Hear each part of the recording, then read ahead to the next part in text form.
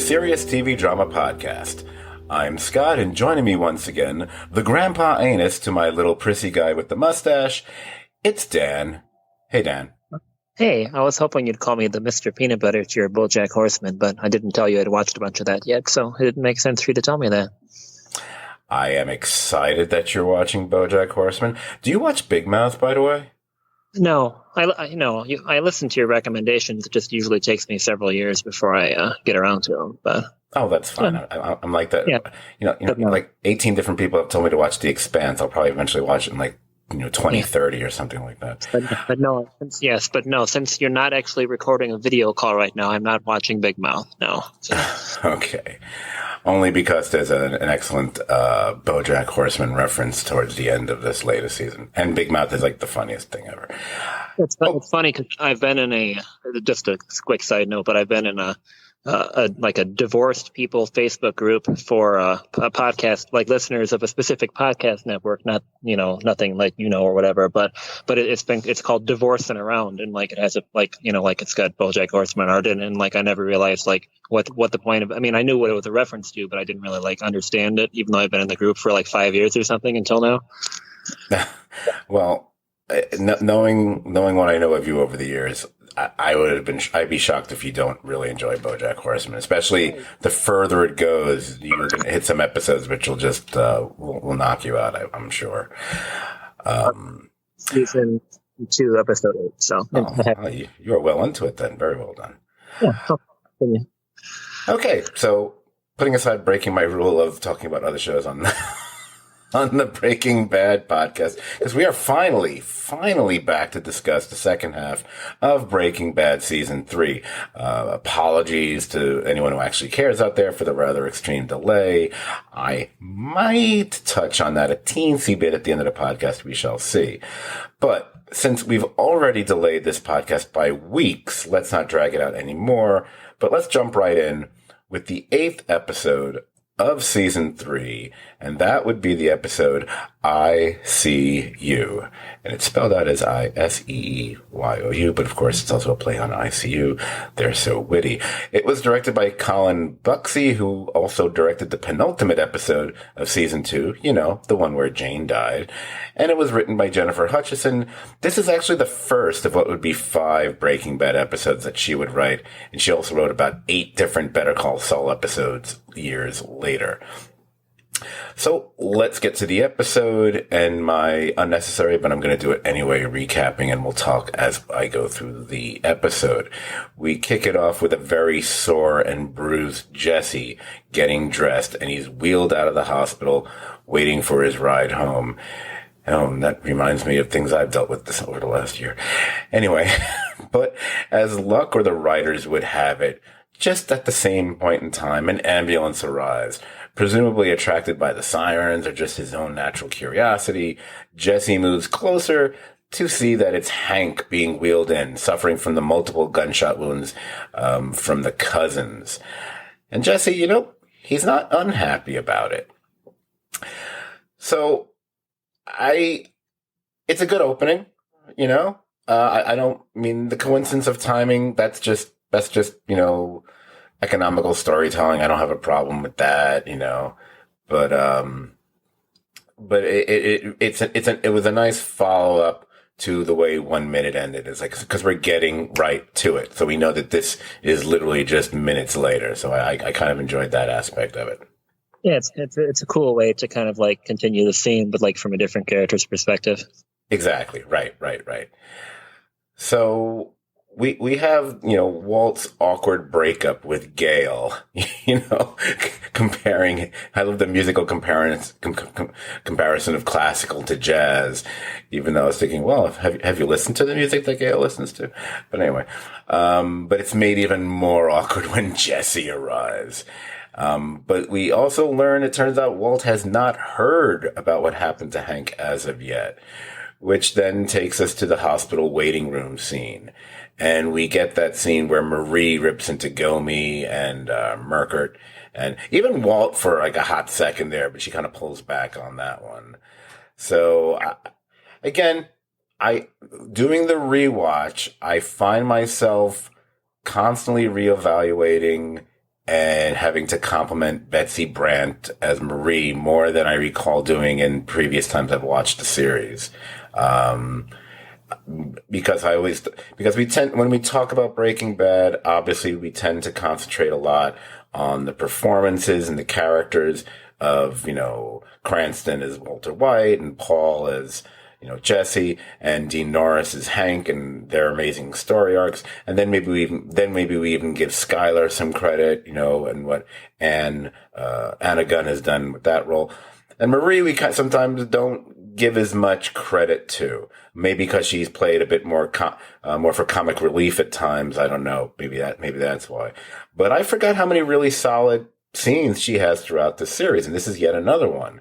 And it's nice because it's totally believable and totally understandable the way she'd be acting, and I don't know if she would ever tried to submit anything for an Emmy because maybe she doesn't have a significant enough role on the show, but it's some good stuff by her. Yeah, this is a really good scene. It's really uncomfortable to watch too, but she's right, but she's also not right and kind of taken out on everybody else around her. But she's still kind of right about it. But it's really interesting. Everybody's squirm.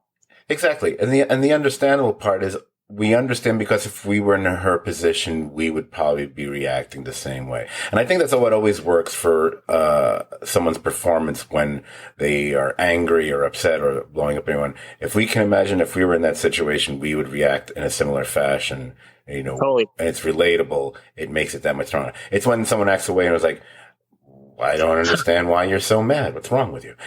Yeah, anyway. It takes you out of the show because then you're just like, okay, what the fuck was the writer thinking?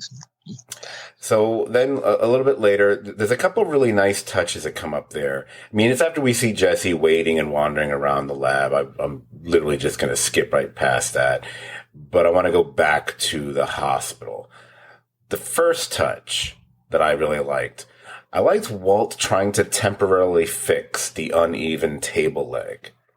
Yeah. That I love this little bit of activity and the mundaneness of it and what it really says, or how one may choose to interpret what it says about that character, about his view of what's going on and everything. I really love little bits of business, as I call them, like that. I really get a kick out of. So that's one. The other, and this is just it's a nice actor's choice. It's a nice line, etc. The second one comes after Walt has gotten a call on the hospital courtesy phone from Jesse. When Walt is about to go into another one of his stories, and he asks Skylar, "Hey, do you know who that was?" And she just stares at him and walks away because she it's like, you know what? You are on her bullshit meter, sir. And she knows that you pretty much are a liar and you're about to spin one once again. She knows full well that whatever you're about to say is not true. And we already know what she's going to say at some point later. She knows that somehow, some way, what you've been doing has led to to Hank being in the hospital right now.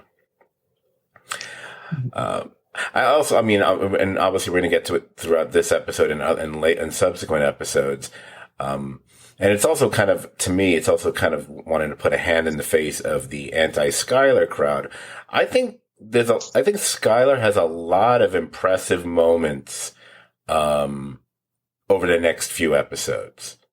Just really keen, smart thinking, smart moves on her part. More so than Walt does, in fact, I would say. Yeah. Oh, yeah. I totally agree. Even though I rarely have much problem with Skylar, as opposed to the other side. Right. I mean, issues I've had with Skylar have always been minimal, but I've always been one to defend the more polarizing, dislike characters, no matter what the show is, whether it be this or Mad Men or whatever else. So we have that scene in the cafeteria, where we learn about dirty forks and Walt's lobectomy memories there. It's a good. I love Marie's stuff about the forks. I thought that was, again, fantastic. And again, although different than maybe fixing the leg on the table, it was interesting, Walt going through the story about his lobectomy, because for a while there, I felt, oh, he's making it about him, and it's not really relating to what's going on here, and he's getting all this weird, almost pseudo wistfulness about it. But then, like a true closer, when he brought it home to connect to what's going on, and it actually works and actually does have a positive impact on Marie, I was like, all right, good. No, well done, Walt. All right. You won a point. Okay. Good for you. Yeah. Because nobody else is making any kind of headway at all, getting her to calm down, but he totally handled it well. Which, yeah, because Skylar's not, Skylar's probably not going to be able to rein Marie in, because she has never been able to before, in other situations. So we can then bounce out of this entire storyline to a certain degree, and we get to Gus and Balsa. I think we've already talked about Balsa before, so I don't have to tell everybody who I'm talking about. Plus, you watched the episode, so shut up. And that's where as I put in my little notes here, where Gus gets all shaggy with it, where he says, who could have given going? It wasn't me. It wasn't me. And I was like, oh, yeah, it was you. It was you. It's really good, though.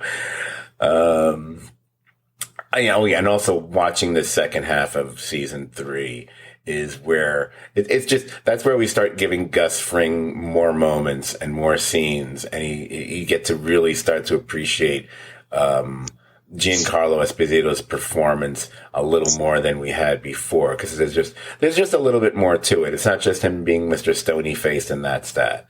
He starts having a little bit of shadings, and it's kind of fun to watch.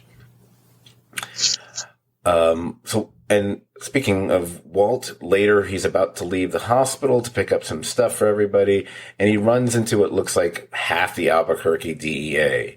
And at that point, he's taken upstairs to check out the, I'll just use the phrase that they all keep using, the piece of shit that's still alive who tried to kill Hank. And when, old Stumpy Salamanca there spots Walt watching from the doorway, he rips out his IVs and starts to drag himself towards him. I guess he's thinking, I see you, whatever. He's leaving the blaze streaks on the floor and everything. Just the funny part of the scene is just like, Gomez is going to take Walt up there to show it, but then like 30 other cops also go upstairs, like behind them. It's really funny. Just like a zillion fucking cops go up with them. And it's just, I find it to be really amusing for some reason. It's also interesting.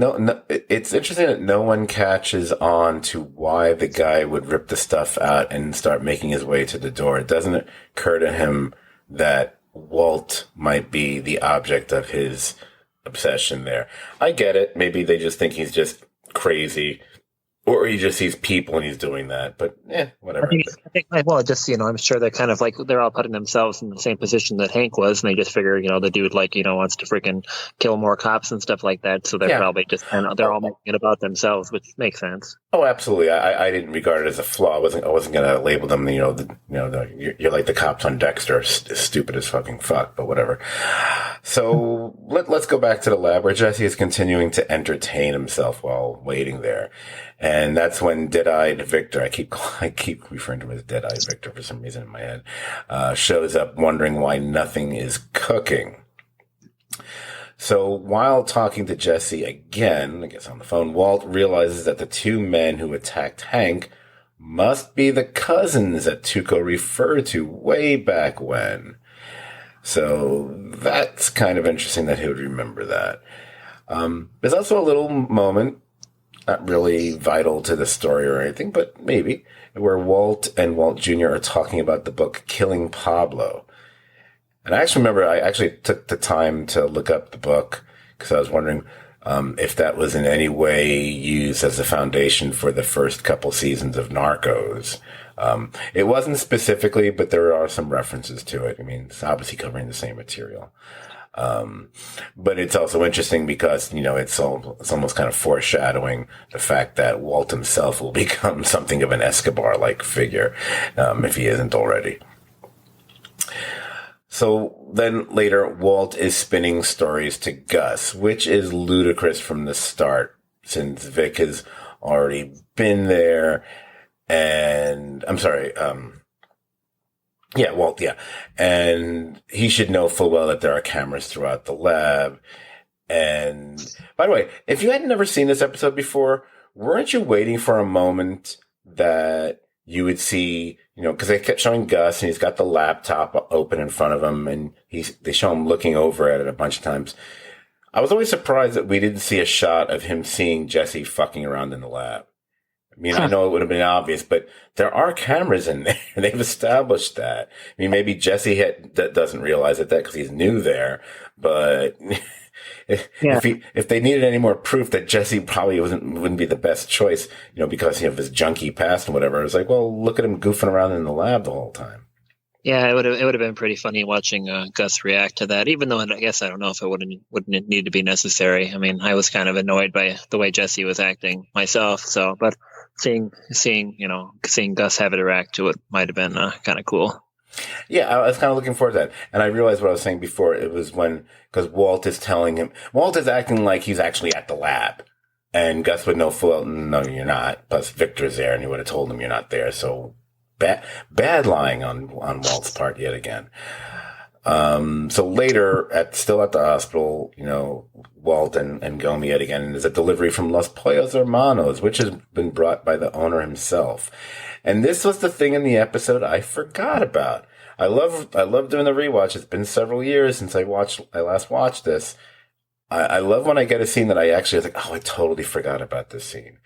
I totally forgot that at least at one point, Gus meets the entire family. Totally forgot that. So I did kind of enjoy the interactions and just him. And, I bet the actors did too, because they obviously generally don't have scenes together. So it probably was fun for Anna Gunn to have a moment or two with Gus Fring and stuff like that. I kind of enjoyed that a lot. Right.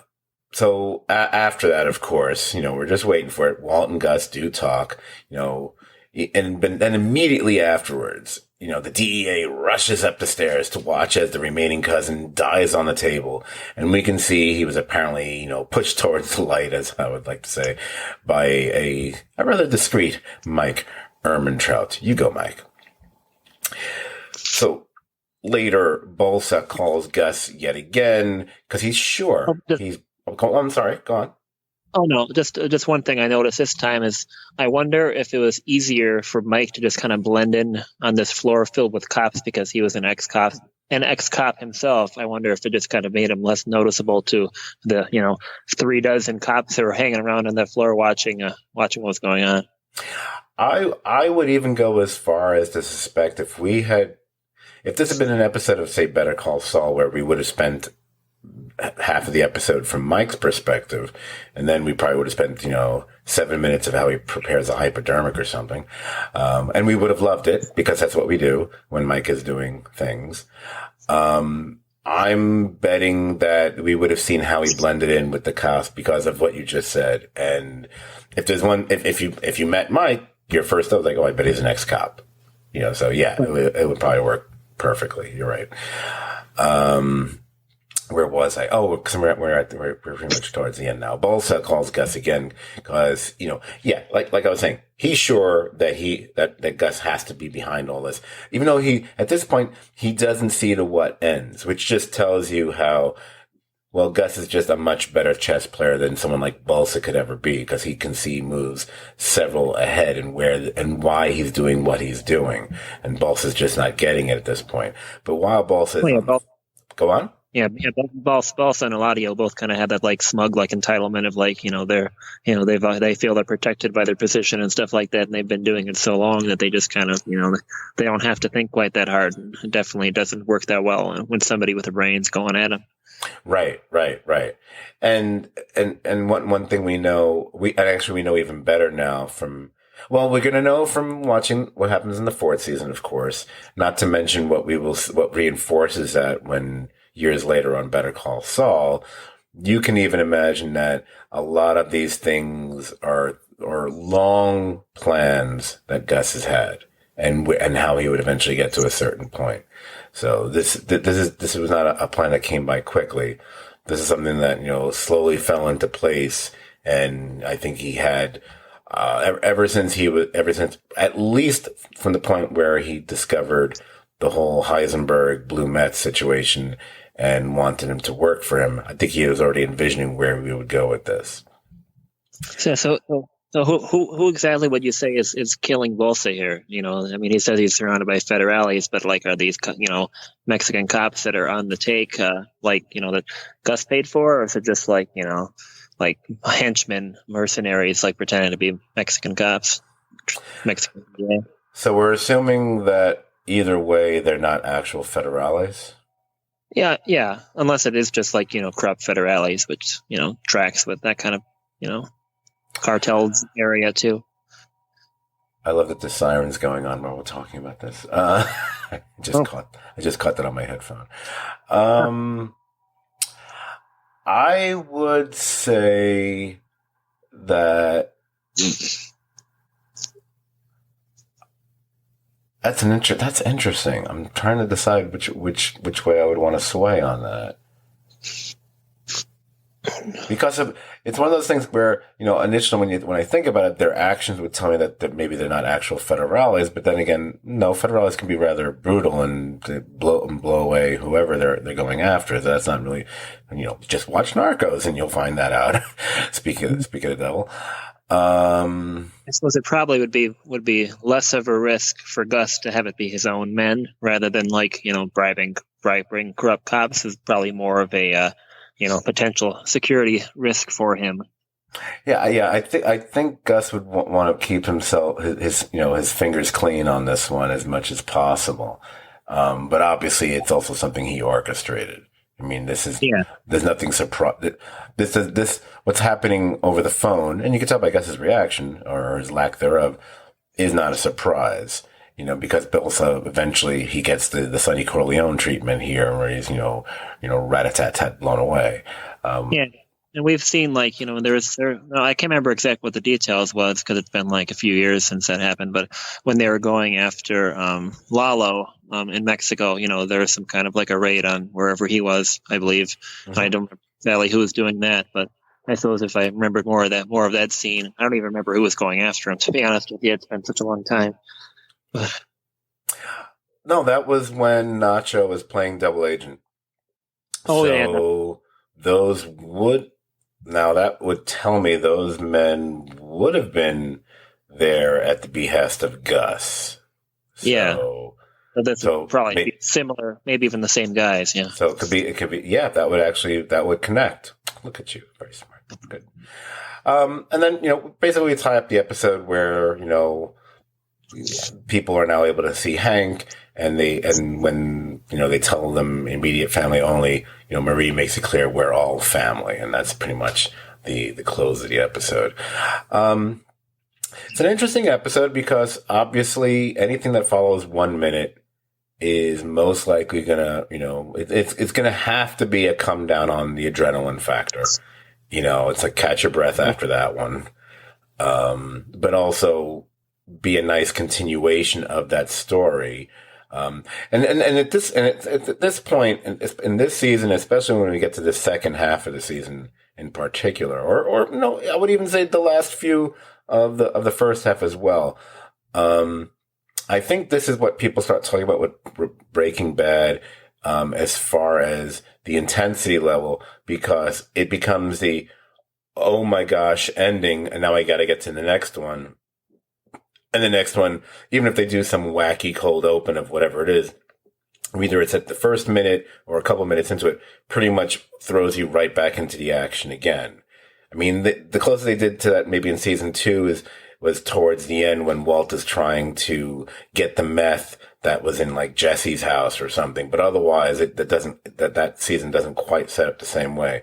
But this is where they really, I think, just season to season things escalate, and I think we really see the escalation of events and concerns and everything else happening in season 3. So, can I just move on to the next episode? Yeah, I think we covered that one pretty well. Yeah. It's not. I mean, these are all good episodes, but there are some that are more good than others. Let's put it that way. So let's move on to the 9th episode of the season. That episode is titled Kafka-Esque, one of my favorite words. It was directed by Michael Slovis, the first of 4 episodes that he would direct for this series. And while he did helm one of the Better Call Sauls as well as countless other series, I'd like to point out to some folks out there, he was actually the cinematographer for the pilot of The Leftovers. So, yeah, that's something. And of course, this was written by Peter Gould and George Mastras, both of whom we've noted countless times before, so we can move right into the episode.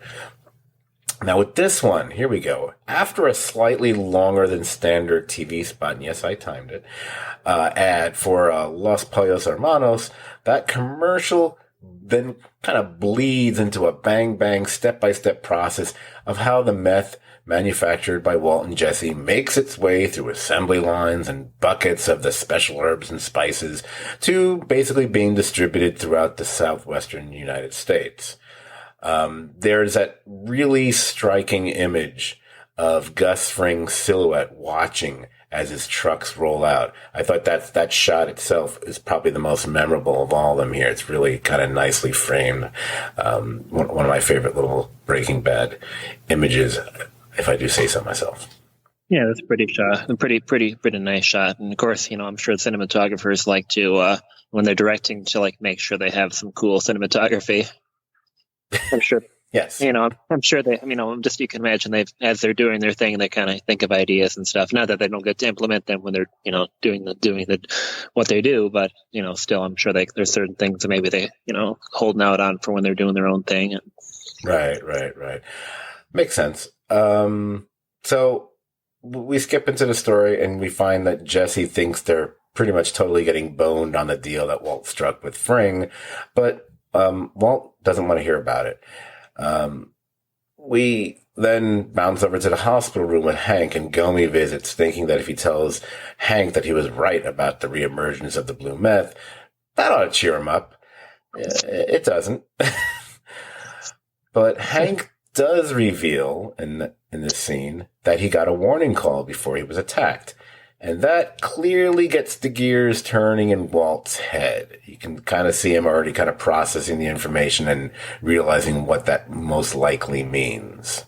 Yeah, Walt has his issues, but he definitely he's capable of, really good logic and reasoning in many situations like this. Well, especially stuff that's not, one step removed from him. He can definitely process it a little bit better, I'd say. But he freaking figures this out perfectly, really fast. Right. And shortly thereafter, I think he's at this point, he might be in the parking lot getting in his car, and Skylar gets in, and she just wants to ask, are we safe? Are you safe? Because again, she full well knows that that everything is connected here.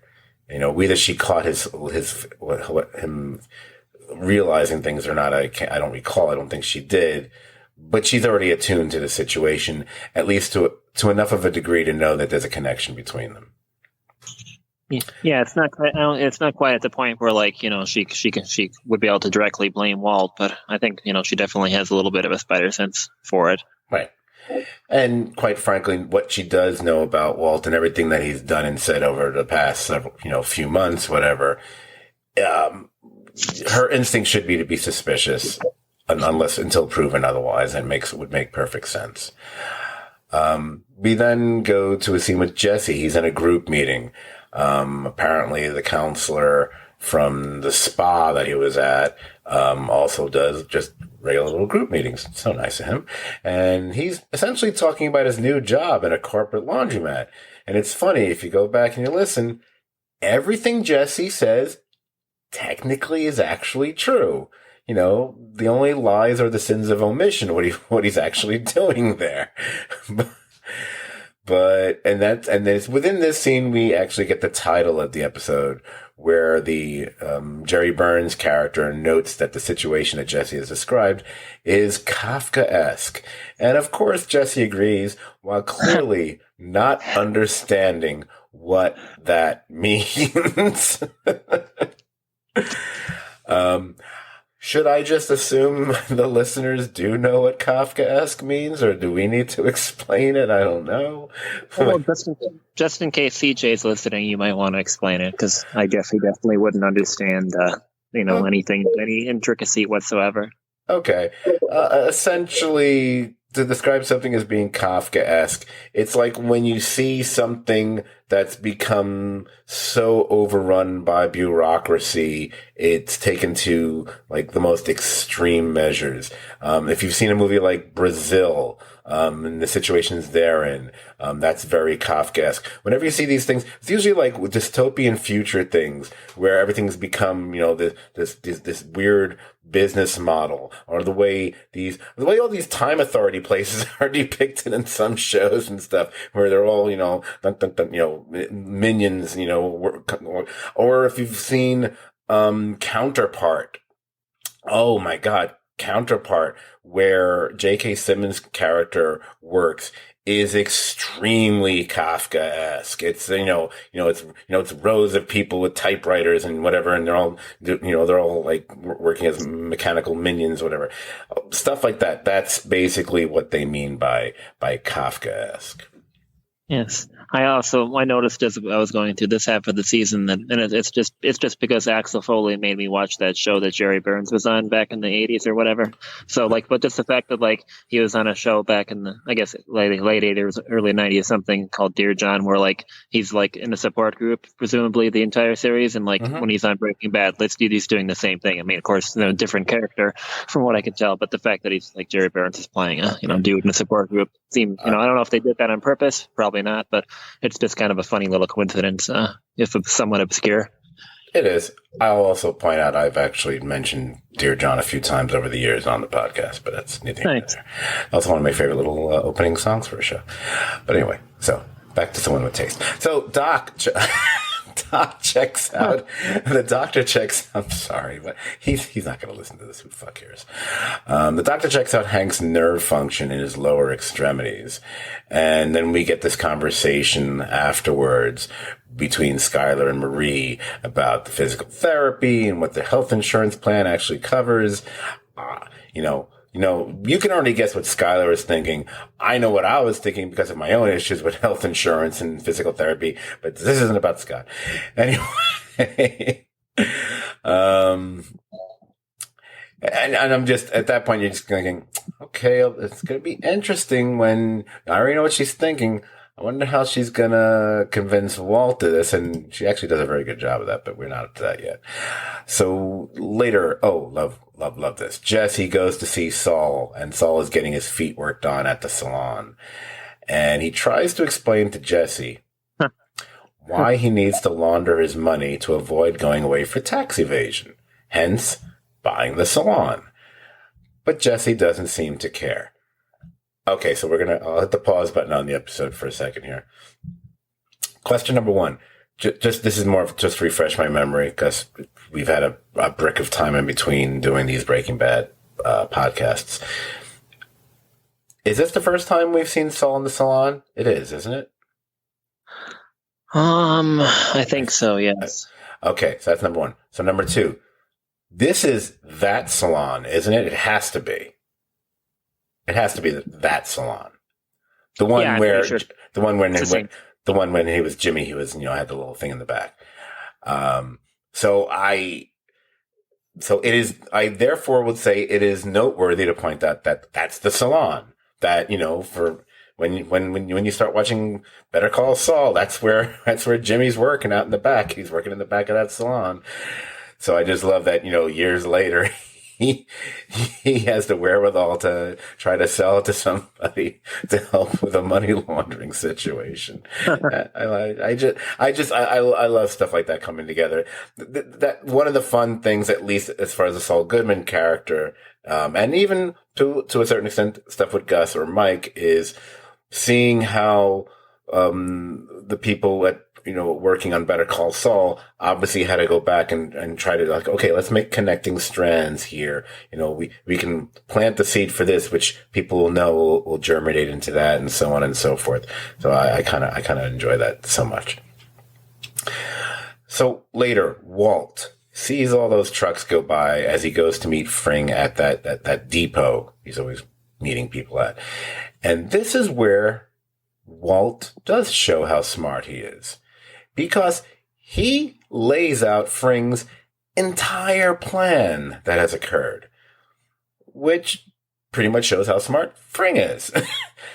And at that point, they work out a longer-term deal. You can call it an extension from, instead of 3 months, extending it to a year. So I did enjoy that because, at this point, to a certain degree, these are supposed to be the two smartest people in the room, of any room, are these two guys. And they both have their inherent flaws. We all know what Walt's is. Interestingly enough, Gus has that issue as well, just not to the degree that we've seen that Walt does. But it was interesting watching the back and forth, because I think that although Walt figured out Fring's entire plan, and you could even see the little glimmer of a reaction in Gus going, "Oh, okay." But at the end of the day, Gus still gets what he wants, and more so, because of course he wants this guy producing more and more of this meth for him over the course of the next year, as opposed to only a few months. And now he doesn't have to worry about the cousins killing Walt after 3 months, because he's taking care of the cousins. So, very ends justify the means type of guy. Oh, yeah. So, but afterwards, Walt kind of goes pedal to the metal as his little Aztec burns rubber down the road, and he loses himself, just his eyes closed. He's drifting into the opposite lane, and he essentially runs himself off the road when he awakens just in time to avoid being crushed, by an oncoming semi. So one can then wonder, why does Walt what is the purpose of Walt doing this? Why does he do that?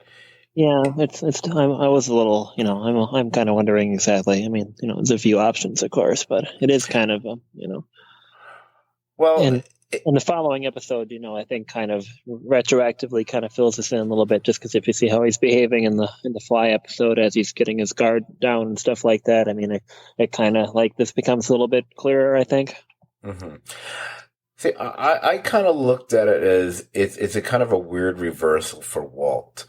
Walt, who at one point, and then that point will be coming again later on, maybe, would want nothing more than to be free of all this. But instead, by putting himself in a situation where you're not free of it now, you're going to be working for this guy for another 9 months. But Walt, I think, he's invested in this. He wanted that extension. He wants to keep making the meth. And it's not just, it's not just about the money. So the way someone would act because, I'm living free now and I'm excited about it. I'm just going to let loose and I'm going to pedal to the metal, close my eyes, drift off, whatever. He's reacting that way, but to the reverse of that situation, because it's his way of just, he just showed, well, first of all, he just showed off his fucking intellect, and Walt loves to do that. Yeah. I get you, Walt. Anyway, you should do a podcast, Walt. Anyway, but it again, especially if you've already watched the series, that as we're watching Walter White, we are watching him and his stepping stones as he goes up the ladder to become, as the infamous, the Mr. Chips to Scarface, scenario that Vince Gilligan said from the get-go. This is him taking more steps in that direction, and he's feeling it. So that's kind of the way I looked at it, if it makes any sense. Yeah. Yeah, then there's a lot of stuff going on, but some of it's still kind of complicated. Like Walt realizing that like Gus's people are like the reason he didn't get whacked by the cousins. Probably makes it so like him staying, the longer he stays working for them, the more protected he is. I suppose that's probably a factor in some of this too. Right. And I don't know if he realizes exactly like what the threat was, even though Hank got wasted just because it's one step away again. I don't think he necessarily realizes how close he came. I don't think he realized that they were sitting in the bedroom waiting for him to come out of the shower, but he definitely know that they were there to kill him, and they got redirected to Hank. That much he has figured out. I mean, he essentially says that in the conversation with Gus, which in itself is very it's keen thinking on his part. They're a smart family.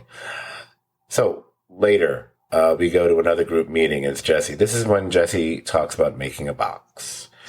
And it's a lovely story that initially ends with him giving the box to his mom, and then he amends it. And the truth of the story is he traded the box for an ounce of weed, which is interesting because it sounded like it would be a good box to keep your weed in. You put your weed in there. That's an old Saturday Night Live reference or something. It's a very nice, kind of peaceful, wistful story, and it's done in a way where it's kind of, they fold in images that are, I guess you would say it's sort of a little bit of a flashback, or at least a flashback of constructing the box. Whether they needed to do that or not, I don't know, but it works, so I don't mind it. And it was nice to actually see what they're talking about, or more importantly, to see how Jesse can be and how he was so focused and what he was able to accomplish.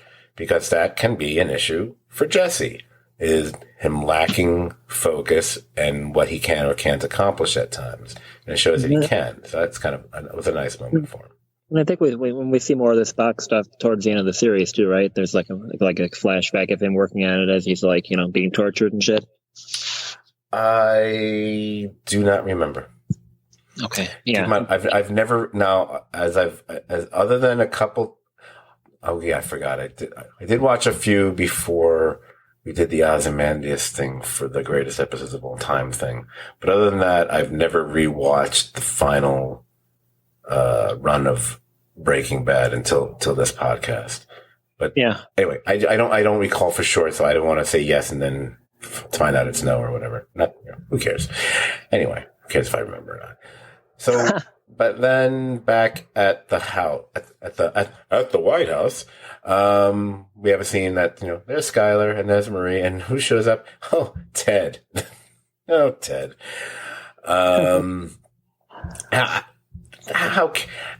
Ted, how can you not know that's not a good idea? I get it, but come on.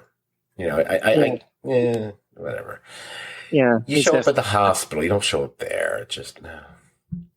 Yeah. His intentions are pretty clear there. He's just using it as an excuse and not handling it really well at all.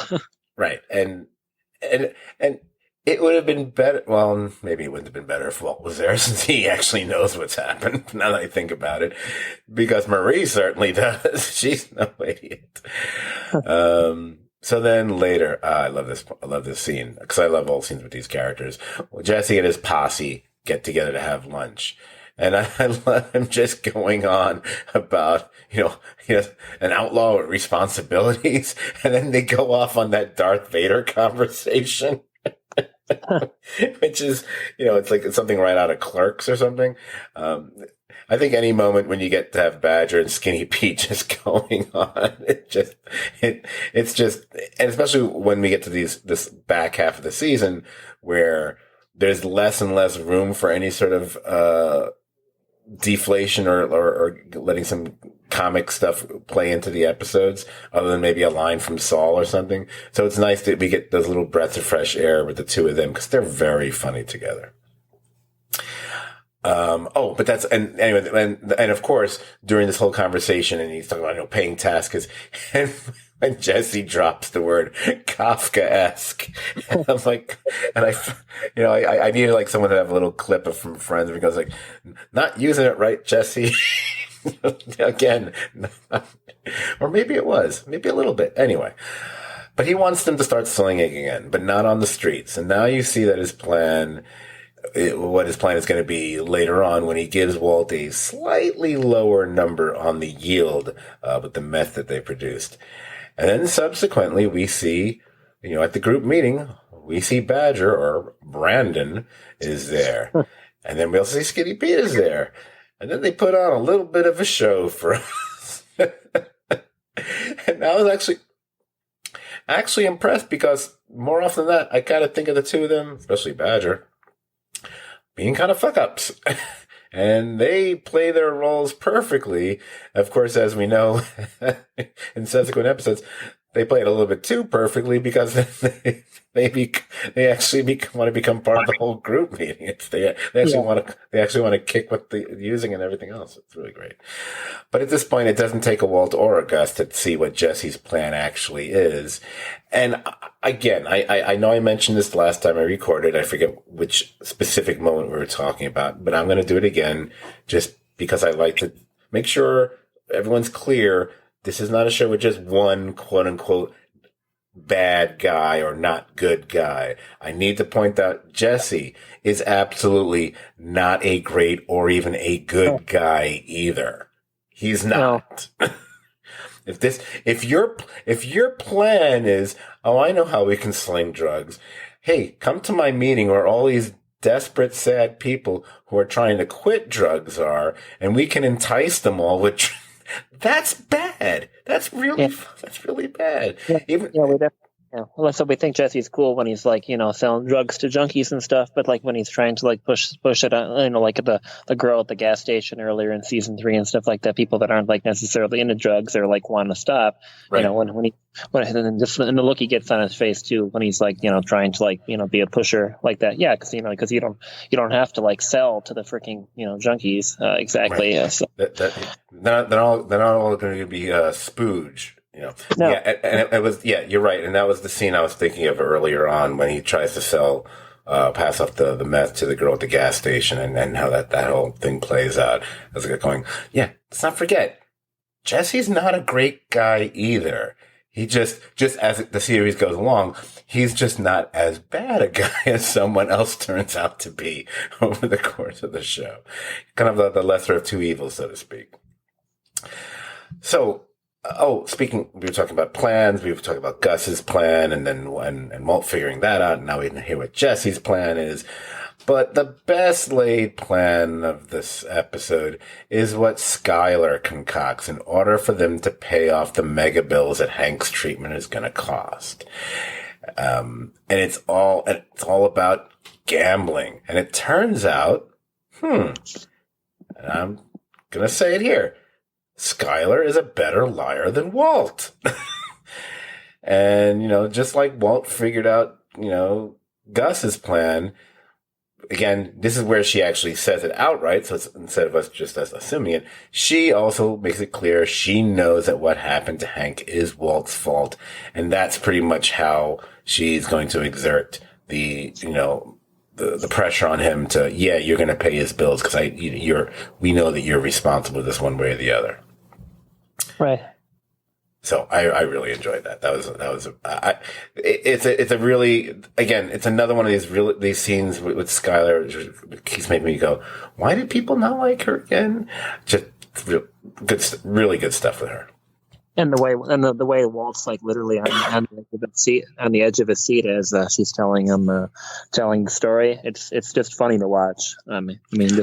How totally bowled over he is by this. It's a total credit to Cranston's acting. And one of the main things that, actors learn and they always talk about is the art of listening. So almost everything he does in that scene is just purely reacting to what she's saying. He says a little bit here or there, but it's mostly, it's borderline monologue for Skylar. But it's just so good. And you can imagine he's even, well, maybe I'm taking it too much of an extreme here. I don't want to say he's turned on by it, but I think a moment like that makes him go, oh, this is why I married a woman like this. So at least that's what I like to think. So let's move on. Oh boy, it's that one. Here we go. We're going to talk about the 10th episode of the season, which of course is Fly. Now, it was directed by Rian Johnson, who I understand, many friends of mine fall into this category, whatever. He might not be popular with some Star Wars fans, but you know what? Even though The Last Jedi was the best of those 3 movies by far, so sorry, people. But he's notice, see, I'm not going to agree or disagree with that because I have too many people I'm close with who hate the movie and I don't want to get into it. So, and I don't hate the movie, but I have some issues with it. I have issues with all of them. There hasn't been a really good Star Wars movie since 1980, so I don't care. Well, I guess Rogue One. Fuck Rogue One. Anyway, but he's a Breaking Bad stud, which is what's important. Between this and Ozymandias and something else. And he also did some other great features, like Knives Out and Looper and so on. And I still got Knives Out. It's fun. It's just pure fun. And it was written by major Breaking Bad writing alums Sam Caitlin and Moira Wally Beckett. Two people we've talked about enough times, so we can move on to the episode. Okay, now this episode. Okay, we'll just put it out there. At least in Breaking Bad terms, it's a polarizing episode for some. It's not simply because it's a bottle episode. And yes, this truly is, the clearest definition of a bottle episode because the show actually needed a low-cost episode because of how much it cost to put that super lab together. Got to remember, shows like Breaking Bad and also Mad Men at the time, they were AMC shows, but they did not have big budgets. That's why it's always amazing that these two shows look so good and they have such great casts, and they did it with not even a ninth of the budget of, say, a Game of Thrones episode would have or something like that. But I think the polarization of the episode for people, it's not simply because it's a bottle episode, because there are a lot of beloved bottle episodes of TV series. It's more because it's generally seen as an episode that defies the usual serialized nature of pretty much every other episode. And many feel it doesn't really forward the story and the plot any. Now, I actually contend that it does, albeit in a very limited way, but it still does. But we're going to get to that pretty soon, actually, because it happens pretty early in the episode and then towards the end again. But we'll get to it as we walk through this episode. So I'm so glad we're going to talk about this episode. And we kick off the episode. I'm going to say that we are introduced to the title character in the cold open. When we get lots of that macro photography of that little bugger, the fly, as we faintly hear Skylar singing Mockingbird in the background. Okay, so right off the bat, you're already when you're doing extreme close-ups of any sort of insect to kick off your episode, it's almost like you're daring people to watch at that point, because many people's instinct is, I don't care for bugs myself. So I remember when I saw it for the first time, I was going, what? And then, I'm not a big fan of the opening of this episode. I'm just like, okay, whatever, with Skylar singing in the background, I'm just like, I mean, it's fine, but it's pretty much the only thing from the episode that I don't like. Right.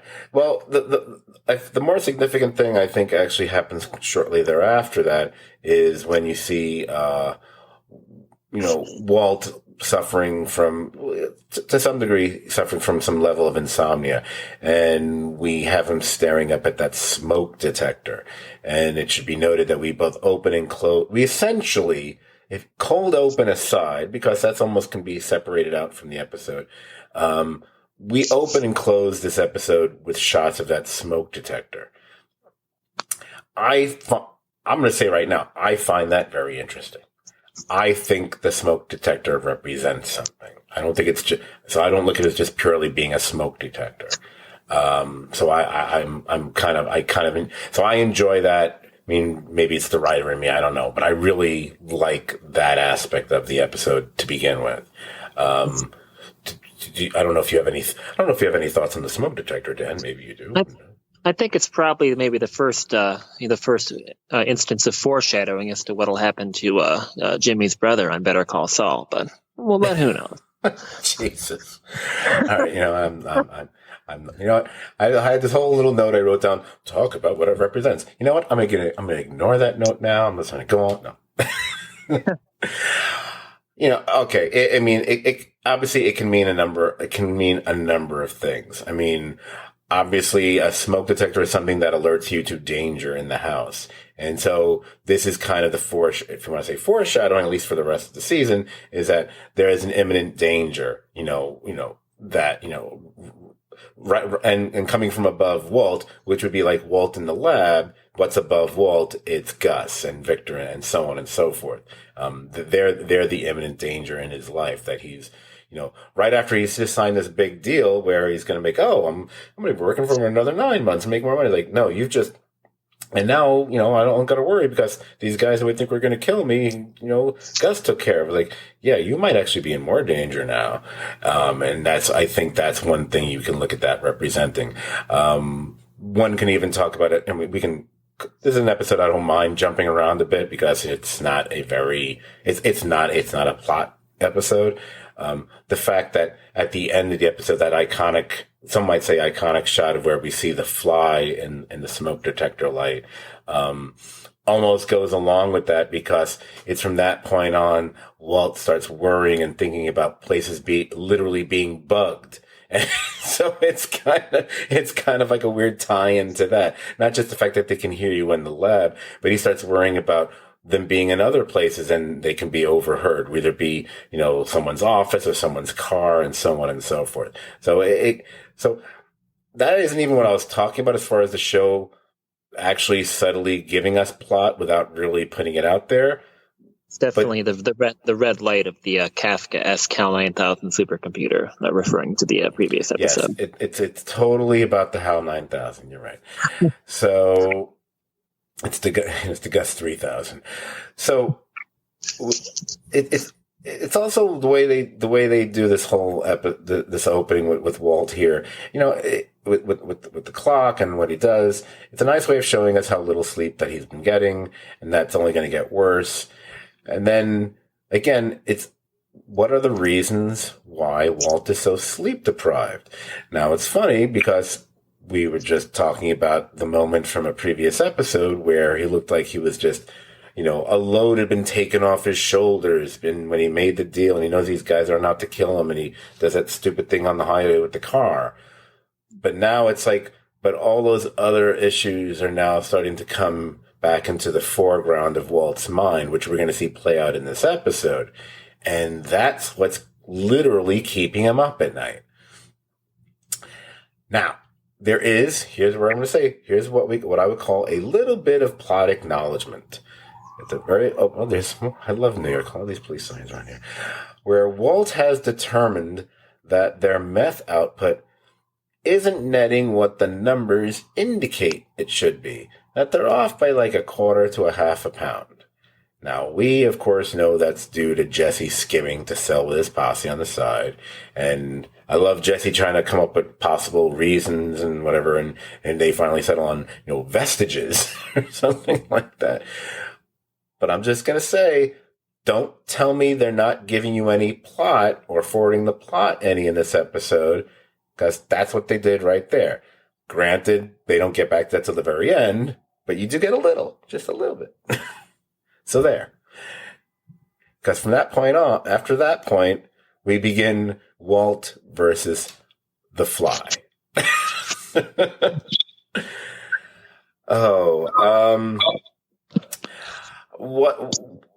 Without going into a blow-by-blow account of the stuff that Walt does, at least in this first part, I just, there's a couple of things I love about all of it. Number one, it's giving Cranston the opportunity to do stuff which maybe it's playing comedy as if it's serious, because it's very slapstick, but it's done in a very serious way. And it also kind of, I was talking about, as I often do, talking about myself the other day. And I think I referred to myself as, I don't know, sometimes I'm the dumbest smart guy there is, because I'm supposed to be smart, and yet I do so many fucking dumb things. Walt also can be the dumbest smart guy there is. Whether he's throwing a pizza on the roof of a garage or he's throwing a shoe, to try to kill a fly on the sun. Because, by the way, there is no way you're going to kill a fly with a shoe that you're throwing like 30 feet up off the ground. Even as, you don't have to be a super genius to realize. So anyway, and I believe it's in that early part that, speaking of throwing up the shoe gets stuck in the light, right? And it's hanging off the thing, and that, I think that leads to him going up there with the broom or whatever to stick, and he tries to get it down, but then the idiot tries to swat the fly again, and he falls and whatever. I think I read in one of the trivia bits somewhere, it's probably IMDb or something, and it was funny because it didn't occur to me when I read it. I was like, oh yeah, I didn't think of that. Especially folks, and this isn't specifically tied to urban areas because I believe it happens in towns as well. It used to be a thing. We've all seen, like, when you see like sneakers and shoes that are strung up on a wire, like, or above like a street light or something like that. Now, back in the day, it used to just be tons of them. People used to do that all the time.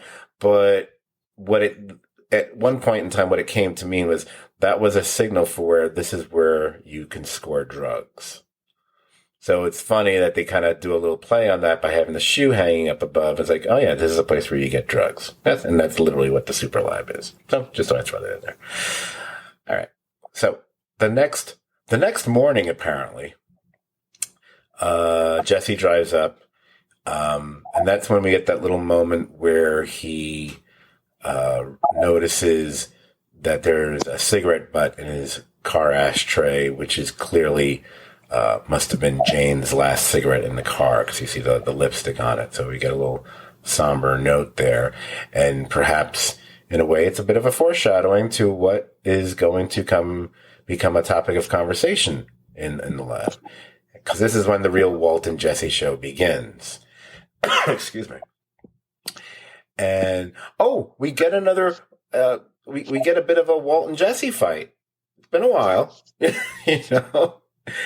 and their fights are always kind of ridiculous. And we get the fighting, we get the swatting, and then we see how the fear has crept into and taken over Walt's mind. And this fly has now become some sort of existential threat.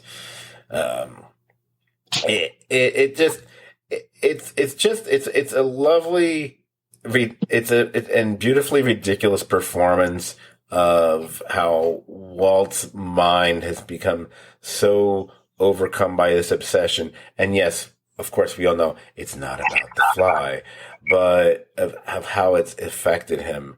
And Aaron Paul must have loved just playing of how to react to him, because he's basically playing straight man here. It's a lot of really great stuff. Again, it's scenes, all the scenes like this make me go, how can you not like this episode? It's just, these two are having such fun together. It's such good stuff. And this is what leads to eventually Walt tricking Jesse and locking him out of the lab. Which is just, I don't know, because then we get something which is so silly. I keep thinking like the writer, and there's we know there was at least two writers who specifically worked on this. And I'm sure folks like Gilligan and maybe even Gould and who knows, any other artists probably even piped in with suggestions, whatever. I want to know who's in the room and said, hey, let's have a Pulp Fiction moment in this episode. And they do a pure, straight from Pulp Fiction moment here. Although I will say Pulp Fiction actually took that from a cartoon, but who cares? Where Jesse is looking for some instrument of destruction to get back into the lab, and then we discover it's to knock out the electricity. When he picks up the different, all the different size hammers until he picks up that really big sledgehammer, right? Yes. I kind of wish there had been a samurai sword somewhere in there, but I guess I couldn't go that far. So obviously, eventually Jesse gets in, and we get to this point where Jesse tells a story.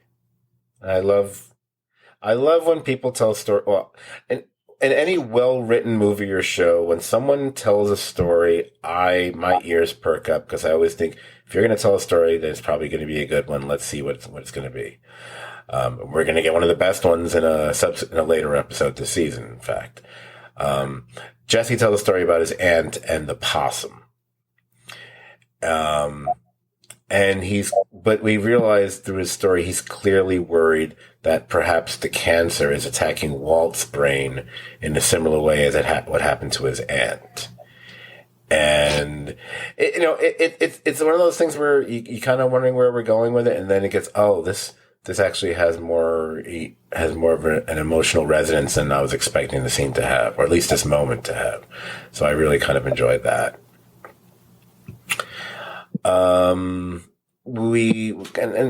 In this subsequent conversation, we have Walt talking about his inability to convince Skylar.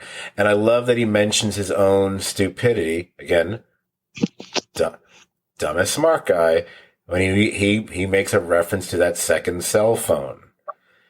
And then he brings up the night Jane died and meeting her dad in a bar. And this, of course, I guess most would agree, I hope, is really is the crux of the episode, and why I personally think this is one of the most important Breaking Bad episodes, regardless of plot forwarding or what have you. Because we finally, more than any other episode before it or certainly afterwards, we get into Walt's real feelings and how he felt about what he did and or what he didn't do the night that Jane died. Because he's talking about his regrets, if he had never left home, if he had simply died, and that's where we're referencing the moment apparently in the opening when he heard Skylar singing the lullaby. That could have been his final moment and everything would be fine now. But what's unsaid is what's really fueling his guilt and regret. And we know, the viewers know what that is. It's like, yeah, that you let her die. You, to whatever degree, you inadvertently caused it, and then you did nothing to stop it. So I mean, that's the way I look at it. I just think that's really a powerful moment, which is then followed by a few others where when he actually says, "I'm sorry about Jane." But that's what this episode, to me, that's what this episode is really about. Yeah. And Hank getting injured, of course, is a factor too, but not quite the driving factor. Yeah, I don't know if I hadn't really thought about Hank playing a part in this episode, but the variety of the consequences of his actions, are starting to weigh out. I know, so. But I'm not going to say it's not untrue, but I think it's letting Jane die that's the turning point. More than anything before that, that's a turning point for Walt as a character. And that's also, we talked about it when we covered that, is like, that is probably the first moment that turned off whatever X number of people to Walter. Some people stopped rooting for Walter White at that point because they couldn't get past that. Like I said, there's certain points throughout the show where, okay, are we going to still root or follow this guy or not? And that's to me, I think that's the first one that kind of makes people go, ugh. Also, the thing with Jane, Hank being shot, that is bad and tragic, whatever. But him letting Jane die also therefore directly leads to the airplane disaster, which kills, one of 130 something people. That's a lot to carry because, that's on you. That's, even though obviously it's because of what her dad did, but one thing leads to the other. It's on you. I think like him being faced with consequences again after kind of like a period of like things being relatively chill, then brings up that other stuff, so, he kind of like found a way to like push aside like Jane and the plane crash and stuff like that. But then, Hank getting injured and stuff like that is just another reminder that like there are consequences for what you're doing. And then it just kind of, triggers that, brings it all right back. Right. Okay. I can go along with it in that sense. All right. Yeah. Now, at the same time, when he's saying these things, it's interesting, you have Jesse, and maybe through therapy and so on, he has, to some degree, come to terms with what's happened. obviously he still misses her. Obviously he still mourns her, but he's also aware that what Walt's stance was at the time, he's at least saying made sense. That they would have been, as I think Jesse actually says, they would have been two junkies with a duffel full of cash. He's right. They probably would have been dead within a week or something. Both of them. And that may very well be true. It probably would have been true. Jesse eventually actually kills the fly. And then, of course, once he's actually killed the fly, at that point, Walt has finally fallen asleep. So then we have at the end of the workday, and I'm guessing Jesse pretty much did it mostly himself. The meth bins are all packed, and they're outside, about to leave in their respective cars. And then we return to that little bit of plotting that we had at the start of the episode, which is going to play a massive part for the rest of the season, which again is me pointing out this show does forward plot. Stop saying it doesn't forward plot, you stupid assholes out there. Because Walt calls Jesse over, and Walt is genuinely, I would believe sincerely, trying to be nice, not accusing him.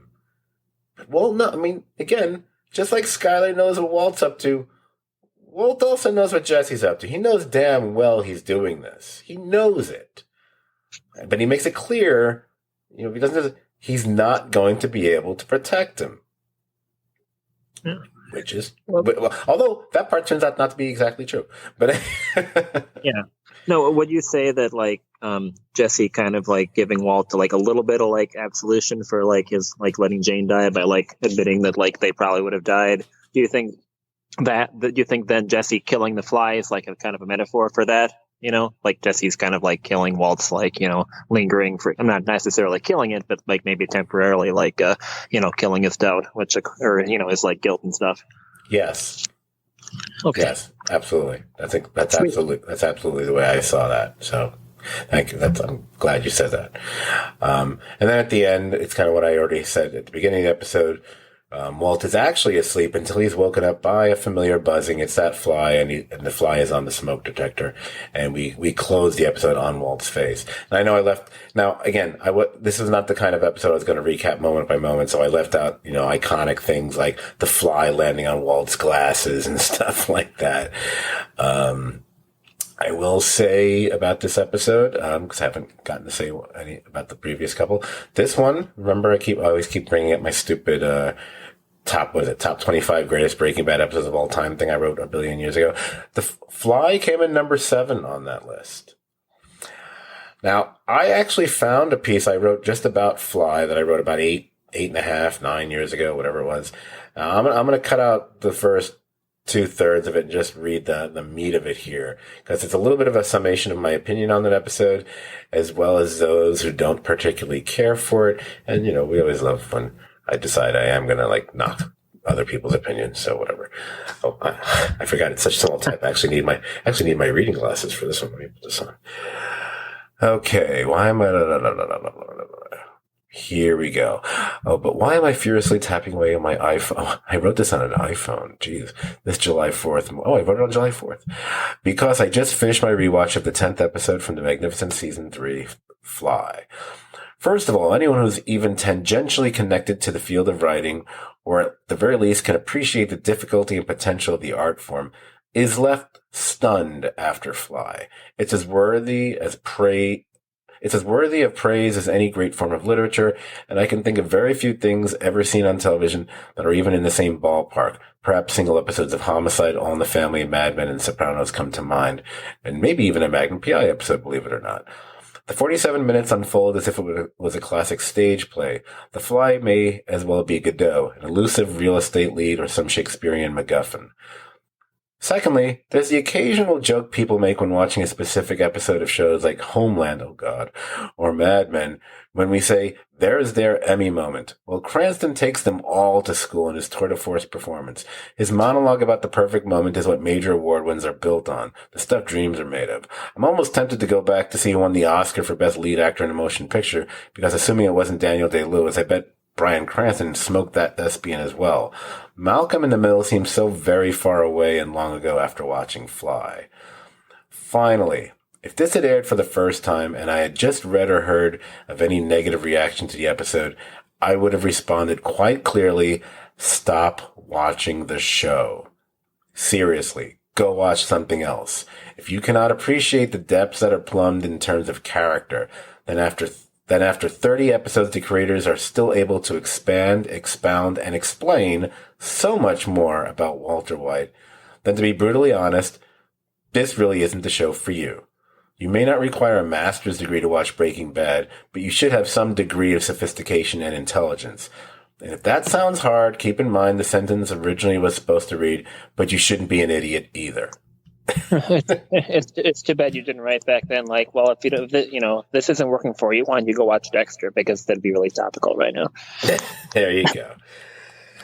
All right, so that's pretty much all. That's all I have to say about Fly. I don't know if you have any more additional comments before we move on to the next one.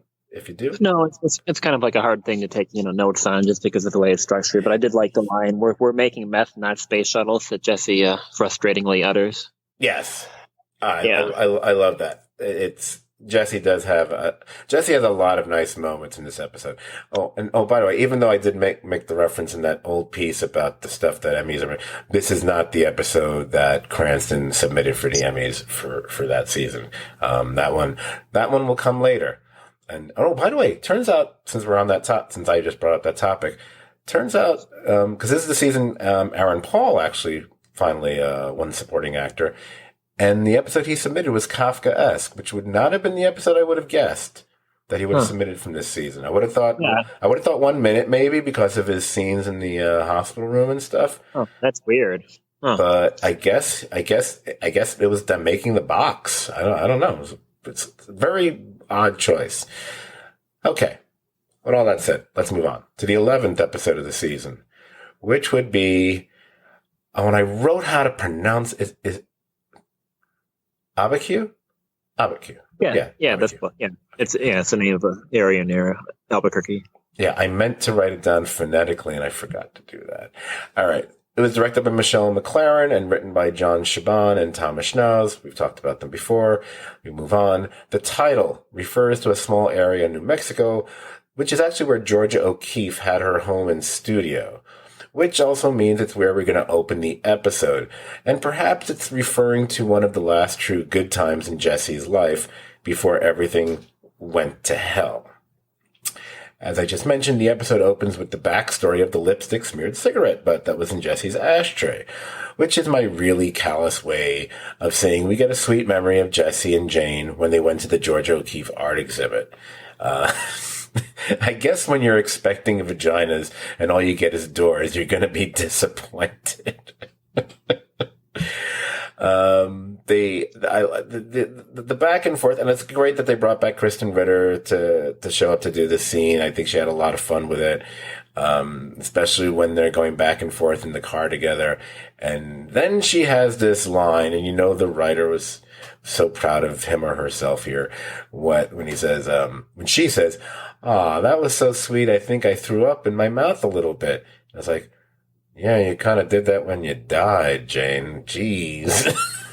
Anyways, had to point it out. So yeah, I mean, I really liked us getting the little Jane flashback. I thought that was one of the nice touches of the entire season, actually. Yeah, I agree.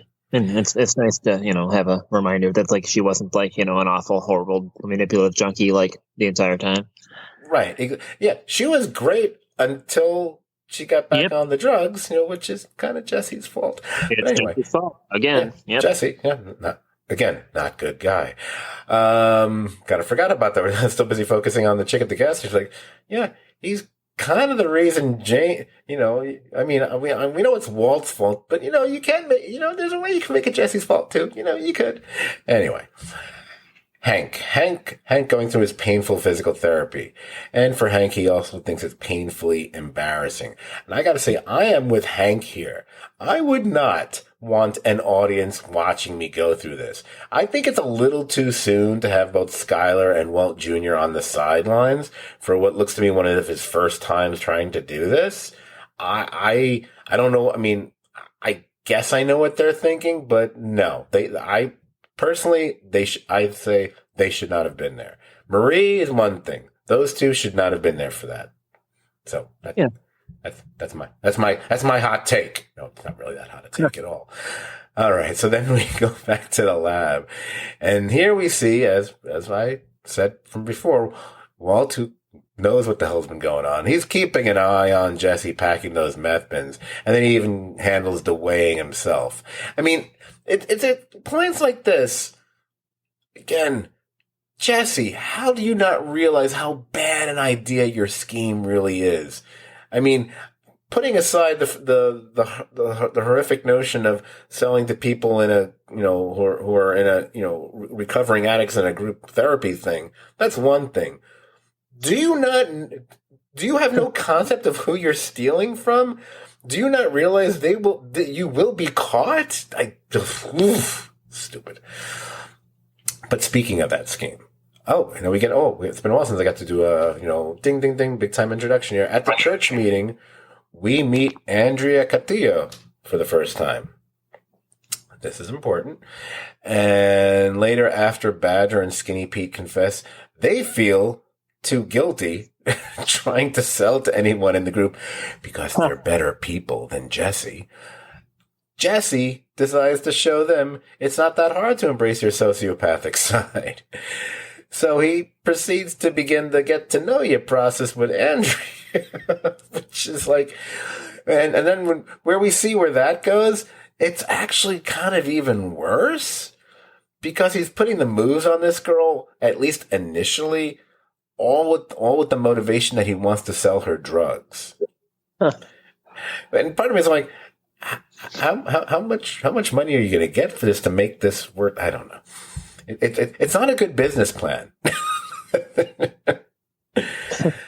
So later, Skylar has Walt over for dinner, and they have some really cute, fun family banter with Junior about what model car he wants when he gets his provisional license. But eventually, after he leaves the room, we get to the part about paying off Hank's medical bills. And that's where, Walt has the check from the laundered money from Saul. And of course, Saul having the Ice Station Zebra associates, you knew that had to come back at some point. That doesn't exactly inspire confidence for Skylar, who insists on knowing, well, who is behind making sure Walt's money is being so impeccably cleaned. And that is what leads to Skylar meeting Saul. And that goes pretty much exactly as any of us would have ever imagined it when we saw it for the first time. And some of the funniest stuff in the entire series is just the way Saul reacts, both to Skylar when she's there and about Skylar when she's not there. Odenkirk is, as far as we're concerned, I think both of us, Odenkirk can do no wrong anyway. But it's the sheer cringy, what do you do? That is not going to work on. Oh no, why would you say that? You were the opposite of woke, dude. What is wrong with you? Oh yeah, it's like hitting on her like the entire time, right in front of Walt. I mean, it's just and it's like so cringy, and it's just she has just nothing but he doesn't have any game at all, and it's really fun. Oh, it's painful, and I love the idea that Saul defends his what he's pushing is that Walt buys a laser tag facility because Walt's a scientist and scientists love lasers. By the way, because as you know, I have notes in front of me and everything. For some reason, I wrote Walt's an airbrush. I don't know. What was I high when I wrote my notes? I don't. That doesn't make any sense. Anyway, so we can skip over back to Jesse, and wow, Jesse is a fast-moving son of a bitch. We went from they just started talking when they're walking out of the church, and now we pick up with them, and they're already on the couch, and and he's sliding into second base with his hand on the shirt and this. It was like, wow, that. Did they even have a meal? I don't even know what's going on here. He's still working over to be a customer. Except that's when Granny shows up with Brock. We meet Brock, the son, which surprises Jesse. because Jesse obviously didn't look at all the photos on the wall that are right there of the family, which he notices them. It's like they're literally right when you walk in the room, dude. Why? In fact, because I kept thinking, if you're entering a house for the first time, you don't have information about what's in there, you're going to look around a little bit. You're going to look at the photos on the wall that are right by the door when you walk in. They're not, whatever. Jesse. Anyway. So obviously the kid situation and everything else kind of throws, some cold water on the situation, both in terms of him getting any, and as we will then subsequently learn, as far as him supplying her with any drugs as well. So we can go back to Walt and Skylar, and this is a post-Saul meeting. And again, as I said before, Skylar is showing herself throughout the rest of the season to be, she might be the smartest cookie in the room sometimes, because she follows up her really smart idea of the gambling thing with a possibly even better one for a business to buy that would provide a better cover story than laser tag to launder Walt's meth money. And it would be the car wash where he toiled away for, I guess they say 4 years or something. And until we find out why Saul is against it, when you're watching it for the first time, you're like, that's kind of a genius idea. That makes perfect sense. Of course, I think Walt would want to get rid of the guy with the eyebrows, because I think last time he saw him, he was saying, fuck you, if I'm not mistaken, and grabbing his crotch and trashing the place, if I'm not mistaken. Yeah. One of Walt's finer moments. So then the next day outside the church meeting, and it looks like they're so goofy. Badger and Skinny Pete at this point look like they're 12-stepping. So then Jesse goes off with Andrea, and he has dinner with her and Brock at Taco Sal's. Did you visit Taco Sal's when you went down to New Mexico back then? Yeah. No. Yes. No. I did not go there. Even though I thought about maybe checking it out after this. I don't know. The taco Brock was eating was just fucking huge. Oh, he's also a kid, so it probably looks bigger. Yeah, I suppose, but it still looked like a big taco. I don't know. Why, do you only like little tacos? What's wrong with you? I don't know. The shelf is pretty large. Tiny tacos. So then we have Saul and Walt over in the area of the car wash. And of course, at this point, Saul's ego can't let him see that the car wash would be a much better cover story. Oh, these men and their egos, the Sauls, the Walts, the Gus's, all of them. But you know what we do get in this scene? We get the Kevin Costner story, which we will then later on see in the retconned origin of this Kevin Costner story in the prequel series, Better Call Saul. So I loved seeing that. That was really good. Like, it seemed like a much bigger deal here than it did when we actually saw how it played out. Well, I kind of figured that Saul owns the laser tag, he owns the nail salon. He's just trying to get as much money as he can out of these guys. Oh, I absolutely thought that. I mean, it's why else would you be pushing it? Yeah, but so then we can kick back to Jesse, which was Andrea, and this is where, speaking of kicking in, this is where Jesse's conscience kicks in, and it's because, as I said before, it's because Andrea has a kid. But Jesse gets a little too judgy about the whole thing, which gets, we have a little bit of tension there, but after mutual apologies, we then find out about her kid brother, Tomas. And after a few questions, you see it dawning on Jesse and then settling into his brain, he realizes her brother is the kid who was responsible, was the kid who killed Combo. So we bring that back, which I love the show just reaching back and grabbing things from earlier seasons. The cousins are because of Tuco. Now we get to the kid who killed Combo. I love the shit. And the severity of his reaction is probably, just partially due to him, hanging out in Spooge's house with the messed up kid every now and then, Oh, absolutely. Absolutely. Yeah. I mean, Jesse has proven himself to have a soft spot for kids already. Because of the Spooge kid, because of his own kid brother, in fact, right. And they all, what they all have in common now? They're all dead. No, I'm just kidding. we assume his brothers did because we never saw him ever again. Anyway, we can switch over to Marie and Hank. Hank is not happy about the prospect of being released. He's insisting that he'll leave the hospital when he can walk out. Is this the scene or is that later on? I'm just trying to. Oh, it's later. Okay, it's not here. We just get this introduced here. Okay, got it. Okay, I don't want to. So I think I have a joke about that, so I don't want to blow it yet. Huh. So we get Skylar and Walt again. Oh, this is because of the reason that Saul was against the car wash and he's pushing laser tag. At least what he says the reason is because the car wash doesn't have a Danny. The laser tag place has a Danny. A Danny being a guy or whomever who's in on the scheme and can cover shit for you. You need to have a Danny. Now Skylar realizes, hey, you know what? She can be the Danny. And that's when you realize it's 2021. No, sorry, no, just kidding. Actually, Danny could be a girl's name also. Do you think we might see Danny in the final season of Better Call Saul? Just to Yes. Yeah. Then again, I'm also one who thought we'd see Wendy by now on Better Call Saul, and I've still been wrong about that. So I just want to see Bill Burr. So that's pretty much my main goal for the final season of Better Call Saul. And I've been listening to his podcast now, from the beginning, and he's really super close friends with Joe DeRosa, who plays the crooked veterinarian on Better Call Saul. So I think it'd be really cool if there's a scene with the two of them.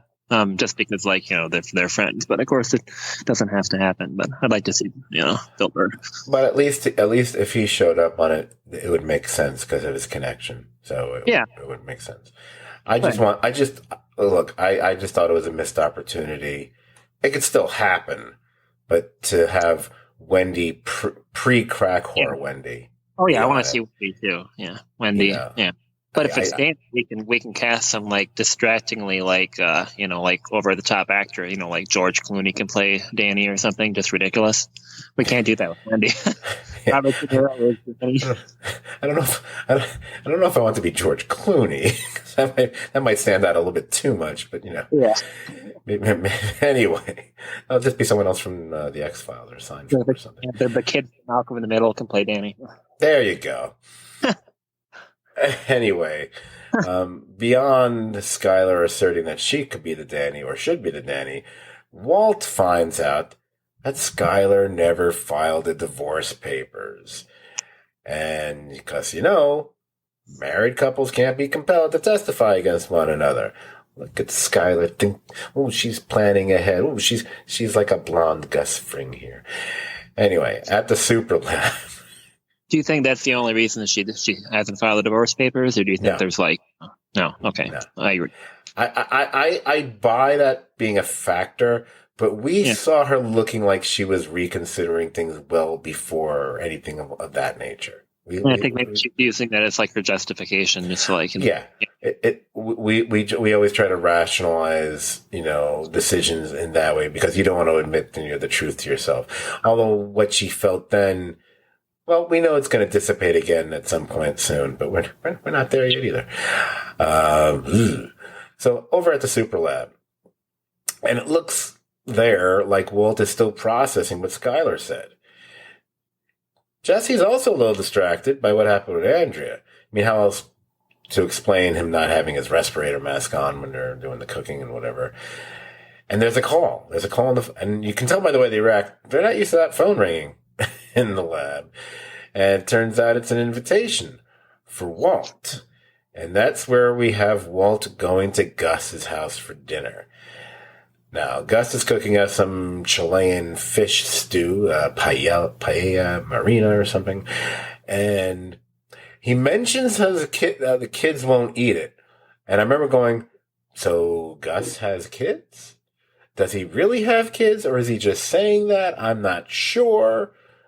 Is this the only time they ever even indicate that he might have kids? I don't recall it. I guess when we watch the later episodes, I'll see if they're ever referenced ever again. I don't think they are. Curious. Yeah, I think maybe they're mentioned in Better Call Saul, maybe, but I just don't. It sounds vaguely familiar, but I'm just not sure. honestly don't remember. Yeah. So, excuse me. So Gus wants Walt to slice the garlic, but Walt wants to know why he was invited there. And after Walt gives a rather little biology-based explanation of why we enjoy a meal that we remember from our childhood, Gus tells him how he wants to help him, how he wants to advise him, how he made so many mistakes when he started out, and how he wants to try to help Walt so he doesn't, follow suit. And his basic advice that we're left with here is never make the same mistake twice. Now, you kind of wonder at a moment, wow, I don't know why that's happening to me all of a sudden. You kind of wonder if we're talking about him, the business that's been going on with Skylar, or more likely the fact that he's partnering up once again with someone like Jesse. I'm assuming it's probably more likely the Jesse thing, but maybe it could be applicable to a number of things. It's an interesting little moment there. Because it's almost like Gus is giving Walt the opportunity to stop something before it goes wrong. Maybe Gus is even aware. You wonder, could Gus possibly already be aware of the skimming of the meth? And that's why he's saying this? Or maybe Gus is just remembering watching, even though we didn't see it. He has to have seen Jesse fucking around in the lab that day and knows that just, this is no Gale, I don't know. Although Gale would probably be singing as well in the lab. I don't know. So we'll get back to Jesse then. Cause Jesse goes to that street corner where Combo was shot. And that's where he meets Tomas, the little kid on the bicycle.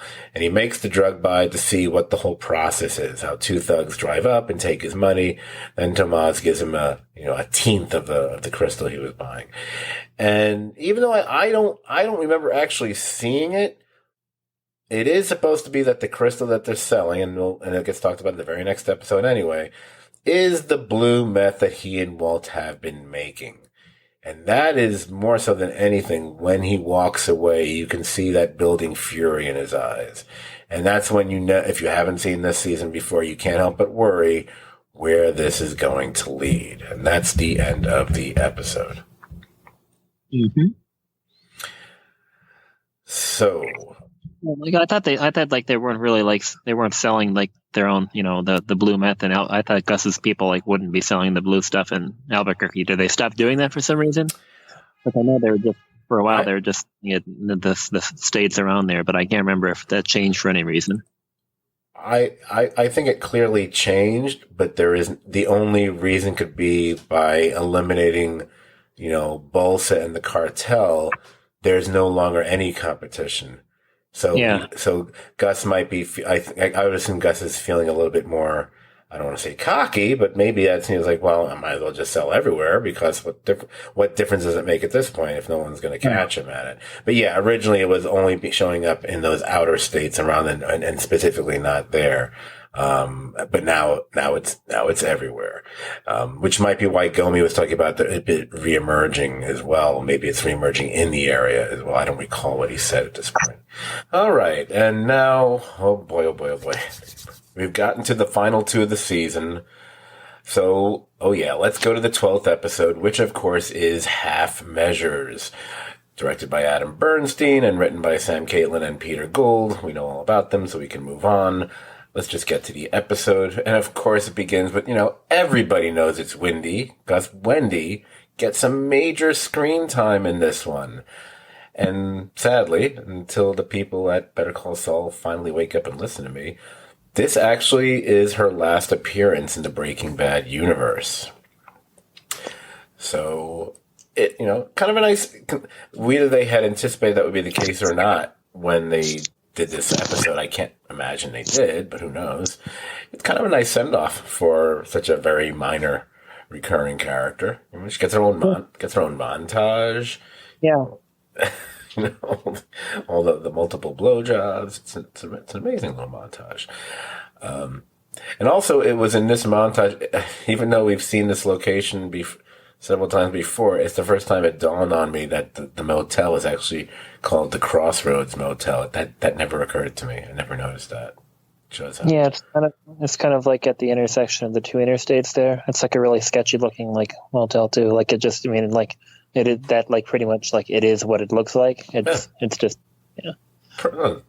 Perfect location shooting for them then. Excellent. yeah.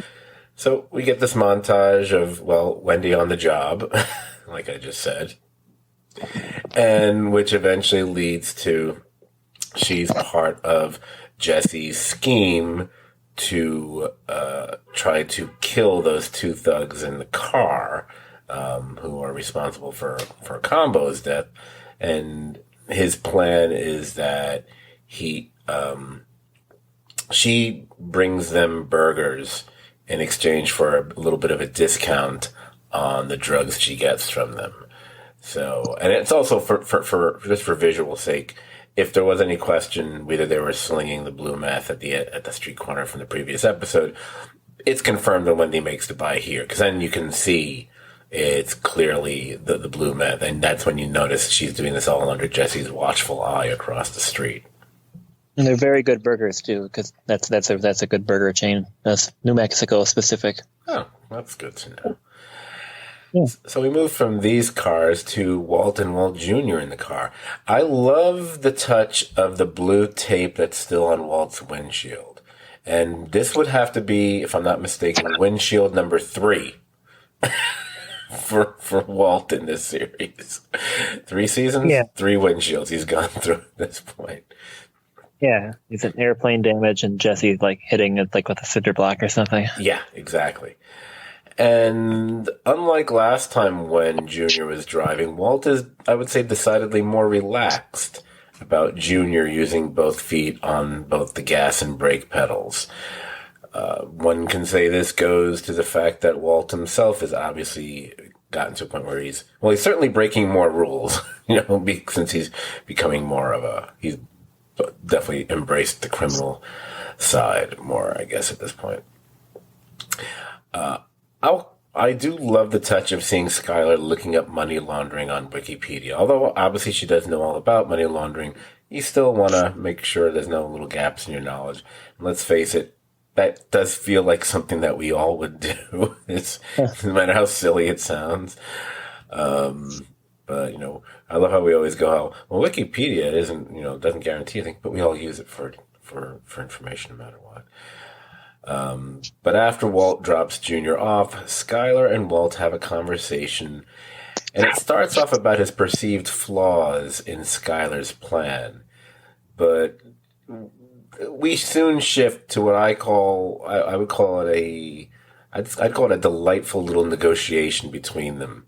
It's almost cute about how many dinners a week he'll be allowed to attend, and how much.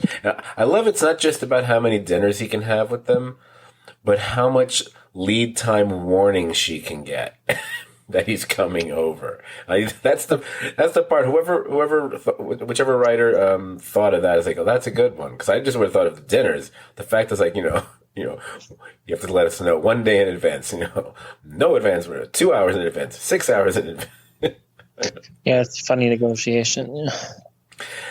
Yeah, it's interesting how the more she knows about his criminality, that in a sense, it's really bringing them together more, because they're having these nicer moments at dinner, and even these conversations are not. I mean, I'm not going to deny there's still tension. We saw tension between them at the hospital, and and so on. But the tension seems to be more about the fact you can't really lie to her anymore because she's picking up on all of it now. Or she's just going to assume you're lying until you say otherwise, pretty much. Now, later at the super lab, I don't know if that's, I feel stupid calling it that, but that is what they officially call it all the time, so whatever. At Jesse's insistence, he and Walt go and grab a beer together at a local lounge. And I even loved how Jesse was insisting on, like, go, let's get a beer together. And it's at that point Jesse tells Walt what he's learned. He's making the case that the people that they work for are in charge of those thugs on the street, and therefore, and also the fact, more importantly, they employ little kids, both dealing and killing. So what is it that Jesse really wants from Walt? And we're back to Ryson again. I love how Ryson keeps coming up in the show. Now, Walt is, as one would expect, against it. But he just feels it's pointless at this point. But Jesse is still committed to doing the deed with or without Walt's help. I don't know if that means he would try to handle the Ryson situation himself, or he would find something else to poison the thugs with. So I don't know if that's ever even made clear in the episode, as far as I can recall. Yeah, I mean, he said he looked it up on the internet. I'm just assuming he made Ryson, Yeah, I agree. But yeah, they don't really go into it. Yeah. Well, yeah, but I guess when he kind of describes how it works and stuff, and right. I mean, that's part of the Jesse's adoration for science, bitch, and stuff. A little later, there's a brief moment which I'll just acknowledge and move to the next scene. Hank, Marie, and Walt Jr. are playing cards in the hospital. I have nothing to say about that. It's a cute moment. I like when he calls him Paul Newman. So I was like, oh, it just shows how old school Hank is, because that's the first thing I would think of as well. But we can move on to the next scene, which is a good one. When Walt goes to see Saul, clearly trying to figure out a way to calm Jesse down. Of course, Jesse was supposed to show up, but, he doesn't. And that's where Walt hatches an idea that, hey, maybe if Jesse was arrested and, say, served time for 30 days, that would cool him off, and maybe he might be less likely to do anything like trying to kill these guys after serving time. Okay, so even though another character is going to make this clear a little bit later, whether it was the first time or the fourth time or whatever number of times I've seen this episode, gotta say it's one of Walt's worst plans that he's ever said. Because it's so obvious it's a bad plan. I was like, really? Wow, I think Skylar's the better one with plans now at this point in the family, because that's a bad plan. However, because Saul knows it falls under his premium services package, Saul agrees with Walt, and he's going to call his PI, which we know means Mike. We do get a scene with Jesse and Wendy, and that's where we go through the whole plan to kill the thugs by delivering those poisoned hamburgers. We knock back to Walt. Walt's at home babysitting, and that's when Mike shows up. Now, as he puts it, he spoke to Goodman about Walt's plan to have Jesse arrested, and he's not going to do it. I love his reasoning, because it's moronic. just the perfect way to phrase it. Because it's, plus I love the word moronic. Because of course it's moronic. Walt has met and dealt with Gus Fring a number of times. Of course Fring will know about this. How do you think he's going to react? Awful plan. However, never mind the fact that Mike says moronic. This also leads to what I would say, at the very least, one of the best, and possibly my personal favorite monologue scenes of all time. Well, you got a good thing going here. We all do. You want to risk it all on one junkie? Now, I realize you two have a history, but this kid's been on the bubble a while now. It's a long time coming. What is? I used to be a beat cop a long time ago. And I'd get called out on domestic disputes all the time, hundreds probably over the years. But there was this one guy, this one piece of shit that I will never forget. Gordy. He looked like Bo Svensson. You remember him? Walking tall, you don't remember? No. Anyway, big boy. 270, 280. But his wife, or whatever she was, lady, was real small. Like a bird. Wrists like little branches. Anyway, my partner and I get called out there every weekend. And one of us would pull her aside and we'd say, come on, tonight's the night we press charges. And this wasn't one of those deep down, he really loves me setups. We got a lot of those, but not this. This girl was scared. She wasn't going to cross him, no way, no how. Nothing we could do but pass her off to the EMTs, put him in a car, drive him downtown, throw him in a drunk tank. He sleeps it off. Next morning, out he goes. Back home. Now, one night, my partner's out sick, and it's just me. And the call comes in, and it's the usual crap. Broke her nose in the shower kind of thing. So I cuff him, put him in the car, and away we go. Only that night, we're driving into town, and this sideways asshole is in my back seat humming Danny Boy. And it just rubbed me wrong. So instead of left, I go right out into nowhere. And I kneel him down, and I put my revolver in his mouth.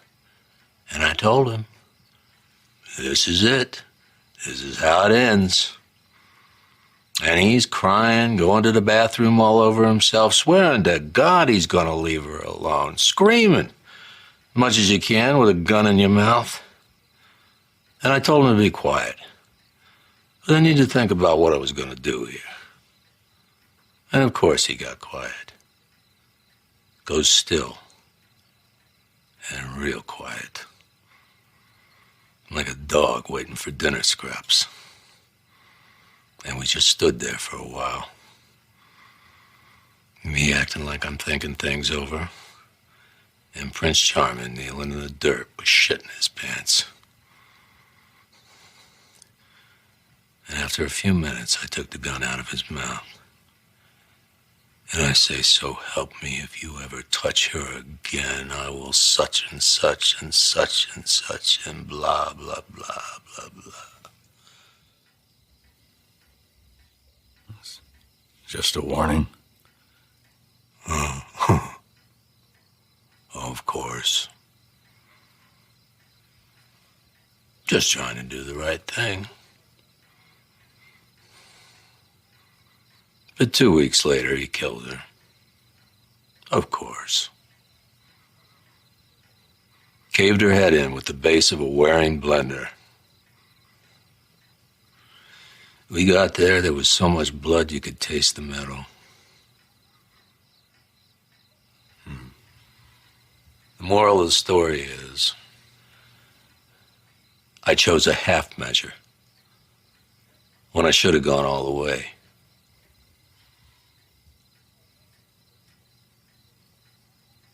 I'll never make that mistake again.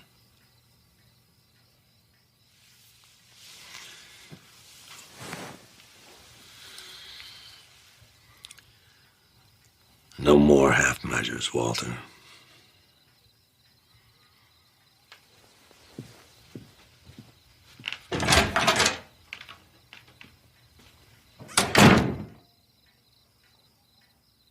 Wow. Yeah, it's pretty impressive stuff. And I mean, like before watching this show, I hadn't really seen Jonathan Banks in much, and the stuff that I saw, man, I mean, like a really bad episode of Star Trek Deep Space Nine season 1, where he like definitely isn't. He's just like a road warrior type, like on this like asteroid where they're all killing each other, and then they just come back to life like over and over and over again. It's just not good. Or like, like random cop and Gremlins. So like it just must be awesome for him to be to just do something that's just at this level. I mean, not that he ever sucked, but just like, good. It's nice when an actor gets actually good stuff to work with and then, rocks at it. Right. I mean, the only thing that comes to mind that I can remember he did earlier in his career that was of at least substantial quality was he was one of the co-stars of the TV series Wise Guy that was on CBS, which is kind of like, according to folks like me and Alan Sepinwall, apparently, what an area we do agree on, it's one of those seminal TV shows that kind of years and years earlier paved the way for a lot of high quality, high tiered, serialized television. They were the first one to really deal in really sustained almost season-long or half-season-long arcs and stuff like that. And you saw the debut of a lot of talented people on that show as well. Of course, some of them we can't talk about the way we used to because their name is Kevin Spacey. But, but it was really good on that. But other than that, I can only think of him as being, it's the guy who's always like the obnoxious cop or the obnoxious gangster type. And Yeah. it's interesting in a weird way. Mike is kind of both, but not so much obnoxious, but still kind of a cop, kind of a gangster, Yeah. And it's just a great performance, like all around. And I don't think you listen to the Insider podcast, but he's just like the friendliest, nicest guy ever. And he just doesn't seem to have like, any cynicism or like, disdain for like, the, stuff around him. He just seems to be like totally into everything. So it's definitely cool just having him just, play a character that just is just, has no patience for anybody's stupid fucking antics. Right. He would hate listening to this podcast. Mike Ehrmantraut would hate this podcast. Right. Although he does if I recall, because I did listen to him when he would be on the Insider podcast, actually. He does occasionally threaten people with bodily violence from time to time. But I think he's just trying to be in character when he does that. Oh, yeah, it's just, again, I don't care if it's a TV show or a movie or what have you. When a character tells a story, especially a good one, I'm always riveted, and for me, if it's not the best one of all time, it's right up there. And I'd have to sit and think for weeks to come up with a few others that could possibly be better. And it's one of those things too that like shows like what kind of show they were watching here. Like, I mean, this thing is definitely just there to kind of set up what Walt does later in the episode, but it doesn't feel the least bit contrived or cheesy. It just kind of feels natural, I mean, lesser shows, I mean, just, that they do something like this and the foreshadowing or whatever is so obvious and stuff. And it just isn't like that here at all, somehow. Absolutely. 100%. Okay. So, we kind of skip from that to the next day, and that's when we find Jesse again. And I think it's when he's in the midst of prepping Wendy to deliver those burgers with that so-called special sauce. But right when it looks like he's, got and Wendy's having some misgivings about it, which is interesting. Again, I really love that they kind of give her this actress more in this and what's her swan song on the show really than we'd ever expect for this extremely minor but still could be considered a recurring character. But right when I think Jessie has pretty much convinced her, even playing on the fact that she's a mom herself, that is when Mike and Victor suddenly show up. Wendy is pretty much sent packing, and Jesse is then taken for a ride or a drive, I should say. So if I recall, he's in the back seat with Mike, who's pretty much not giving up any information, and Jesse doesn't know. Jesse, I think at this point, probably just thinks he's about to be killed. I'm pretty sure. But where they actually end up is they go to that popular Gus's meeting spot that we've seen several times before at this point. Only instead of there being a fruit platter awaiting whoever the guests are, instead you've got Gus and Walt, and those two thugs are there, seated at the table. Yes, who never have any dialogue ever. It's funny. I until you had mentioned that, I hadn't even thought about that, and then I realized they don't speak, do they? No. Do they? Do they talk at one? Well, they talk when they're in the car, but they don't talk in the scene at all. They don't talk in the scene at all. No, they just do like intimidating looks, but like they never like communicate with anybody. They just like look at people, but they never talk to like Tomas or any of the they just kind of like look at Combo and drive away. Right. You might be. You know what? I'd have to go back. I think you might be right. Excuse me. Couldn't remember if when Wendy first tries to give them something, if they don't give her anything, or Jesse does. I think you're right. Yeah. I'm gonna assume you're right because I think it's funnier that way. So I'm just like, and then you see them just like, fuck. I bet they just, do they like not get paid as much then because they don't like get any dialogue?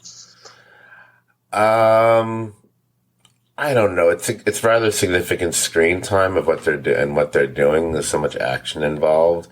I'm gonna drive the car, so I don't know if that would apply there. But it's they shouldn't be considered extras. I'm just not sure how it works exactly because you know how it is, on stuff. Oh yeah, I know. So Gus begins the meeting, of course, and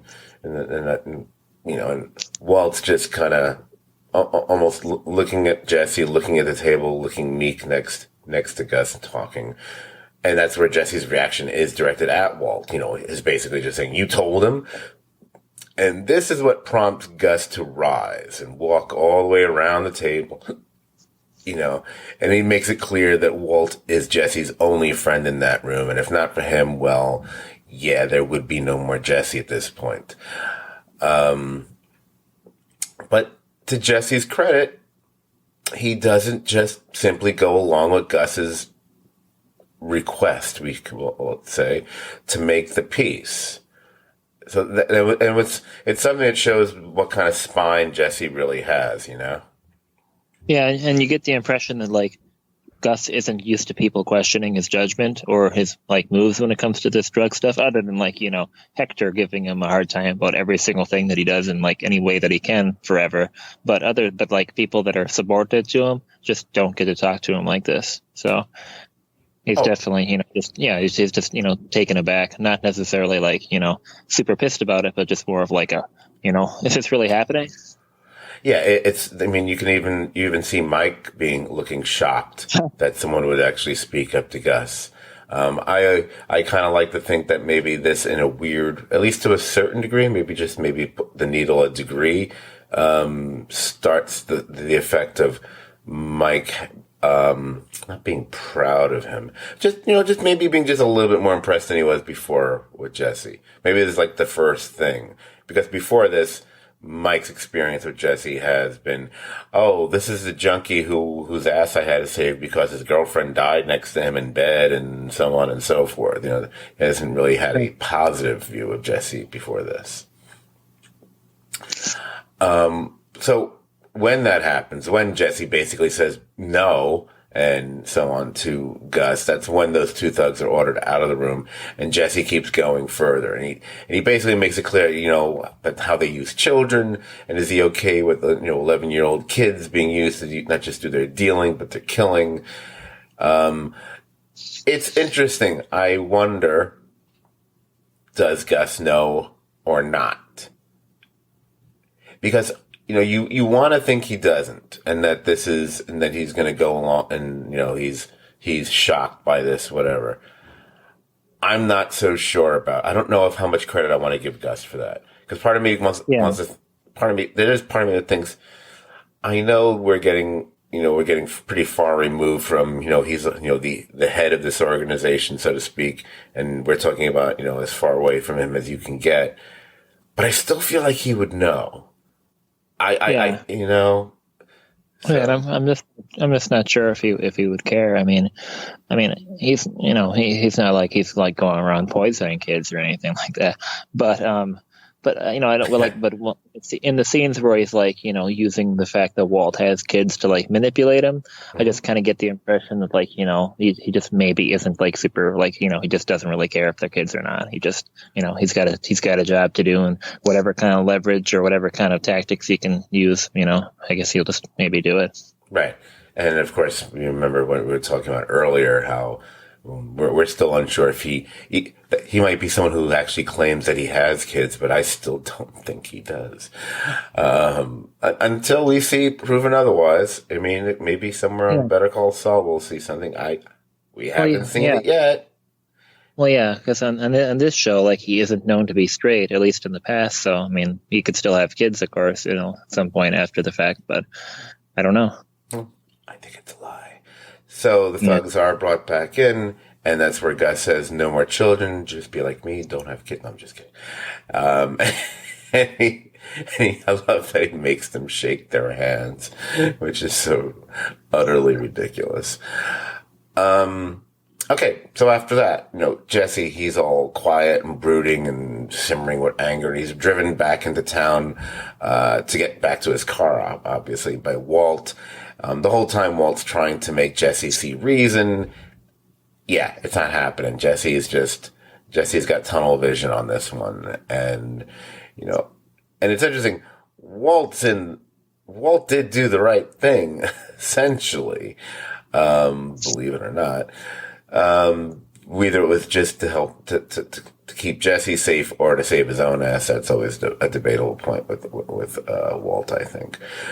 But I don't give Walt a lot of credit for like anything, but but in this case, and when it comes to a lot of Jesse stuff, like I don't think I think he does genuinely like want to keep Jesse from doing the wrong thing, because Jesse's gonna like totally fuck up Jesse stuff. Even though he knows there'll be consequences for himself, I don't think in this case that like Walt's thinking of himself as the primary motivator. Yeah, and let's face it. I mean, there are a number of times from the beginning of the season on that Walt could have just written Jesse off. Period. And, I mean, he could. I mean, he could have went right along with Saul's. Saul first bringing up the idea of. I mean, he doesn't say Jesse should be taking a trip to Belize just yet. I don't think that happened this season, but I think that's a later season. But he does basically say that, we may have to take care. And obviously Walt is totally against that. I mean, Walt's the one who brought him to the spa and everything, man. Make sure he still had his money. All right. So, and Jesse, I like the little touch as we see Jesse bolt off in, his car, you see that Tomas is still riding his bike in the area. Obviously, this whole thing just happened. I'm not saying Tomas would have been pulled off the street right then and there, but it's just a reminder. It's like the proximity of where all this is happening and how this is still very much a thing. With all that tension and drama, then we have to have something which is the opposite. We need something to relieve some tension, which means we have to have the scene of Hank and Marie, the sponge bath scene, which leads to that little bet, which I guess does involve relieving tension. And Marie wins that bet quite handily. See what I did there? Handy. Anyway. Yeah, it's so funny. I should write for nothing. All right. So later we have Jesse with Andrea, and she gets a call from her grandma. And with that first, oh God, you already know what's happened. And then we kind of cut from there to also it's the murder scene, and you see Jesse's approaching. And then I remember when I watched this the first time, I was like, "Ooh, are they going to show the dead kid?" Because that's it's not just a bad thing about killing kids on TV or movies, but it's more of a TV thing. You don't usually show it. You don't usually show the body. So I noticed they do cover, the body is covered with a sheet. It's like, okay, they're going to show the dead kid's body. All right. And if you think about all the dead kids on the show, you don't usually see the body. Just saying. It's disappointing, but we'll cut him a little slack. It's all right. I know one major podcast was probably really disappointed next. He loves watching. Oh, anyway. So as a result, Jesse doesn't show up for work the next day. We get that time lapse, day to evening kind of moment later. Walt's at home. I'm guessing it must be one of those little negotiated family dinner nights that we had gotten earlier. But he still can't get Jesse on the phone. He goes in, he does that thing where he goes in the other room and runs the water. So very juvenile. But when he comes back in the living room, they left the TV on. He's about to snap the TV off. And that's when he hears the TV news report about how an 11-year-old, Thomas Cantillo was murdered in a gang-related shooting earlier that day. Now, I don't know if it's just the pure fact that the reported death was 11 years old, or if Walt had actually ever heard the name Tomas before. I don't remember that happening, but it could have been off screen. Who knows?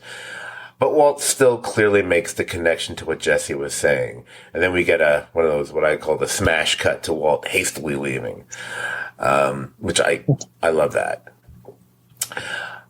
And that paves the way to, well, I talked about that monologue being one of the most memorable monologues in any TV episode I've ever seen. Yeah. We now, in my opinion at least, we get one of the most memorable endings of any TV episode, at least that I've ever seen. So we can get into this. I mean, I'll set the stage because you have Jesse snorting the line of, their little blue meth there. So he gets his burst of high, which I guess I call it, if he had taken a drink, it would be like liquid courage. So this is like, crystal courage or something. I was also trying to remember because he reaches for the gun under his seat, to make sure it's loaded and all that. And it was one of those moments where I paused it in my brain. I was trying to keep track of the guns on the show because it's always a big deal when characters who don't normally have firearms have a gun. And I always try to remember, okay, when did they get that gun? Where did they get that gun? And I was trying to remember where he got that gun. Is this a gun? Is this the gun that he got at the hot dog place or not? I can't remember what happened because that's been a long time. I think so because this was an automatic as opposed to the revolver. Because the gun that Walt gives him, before was it before Peekaboo or something?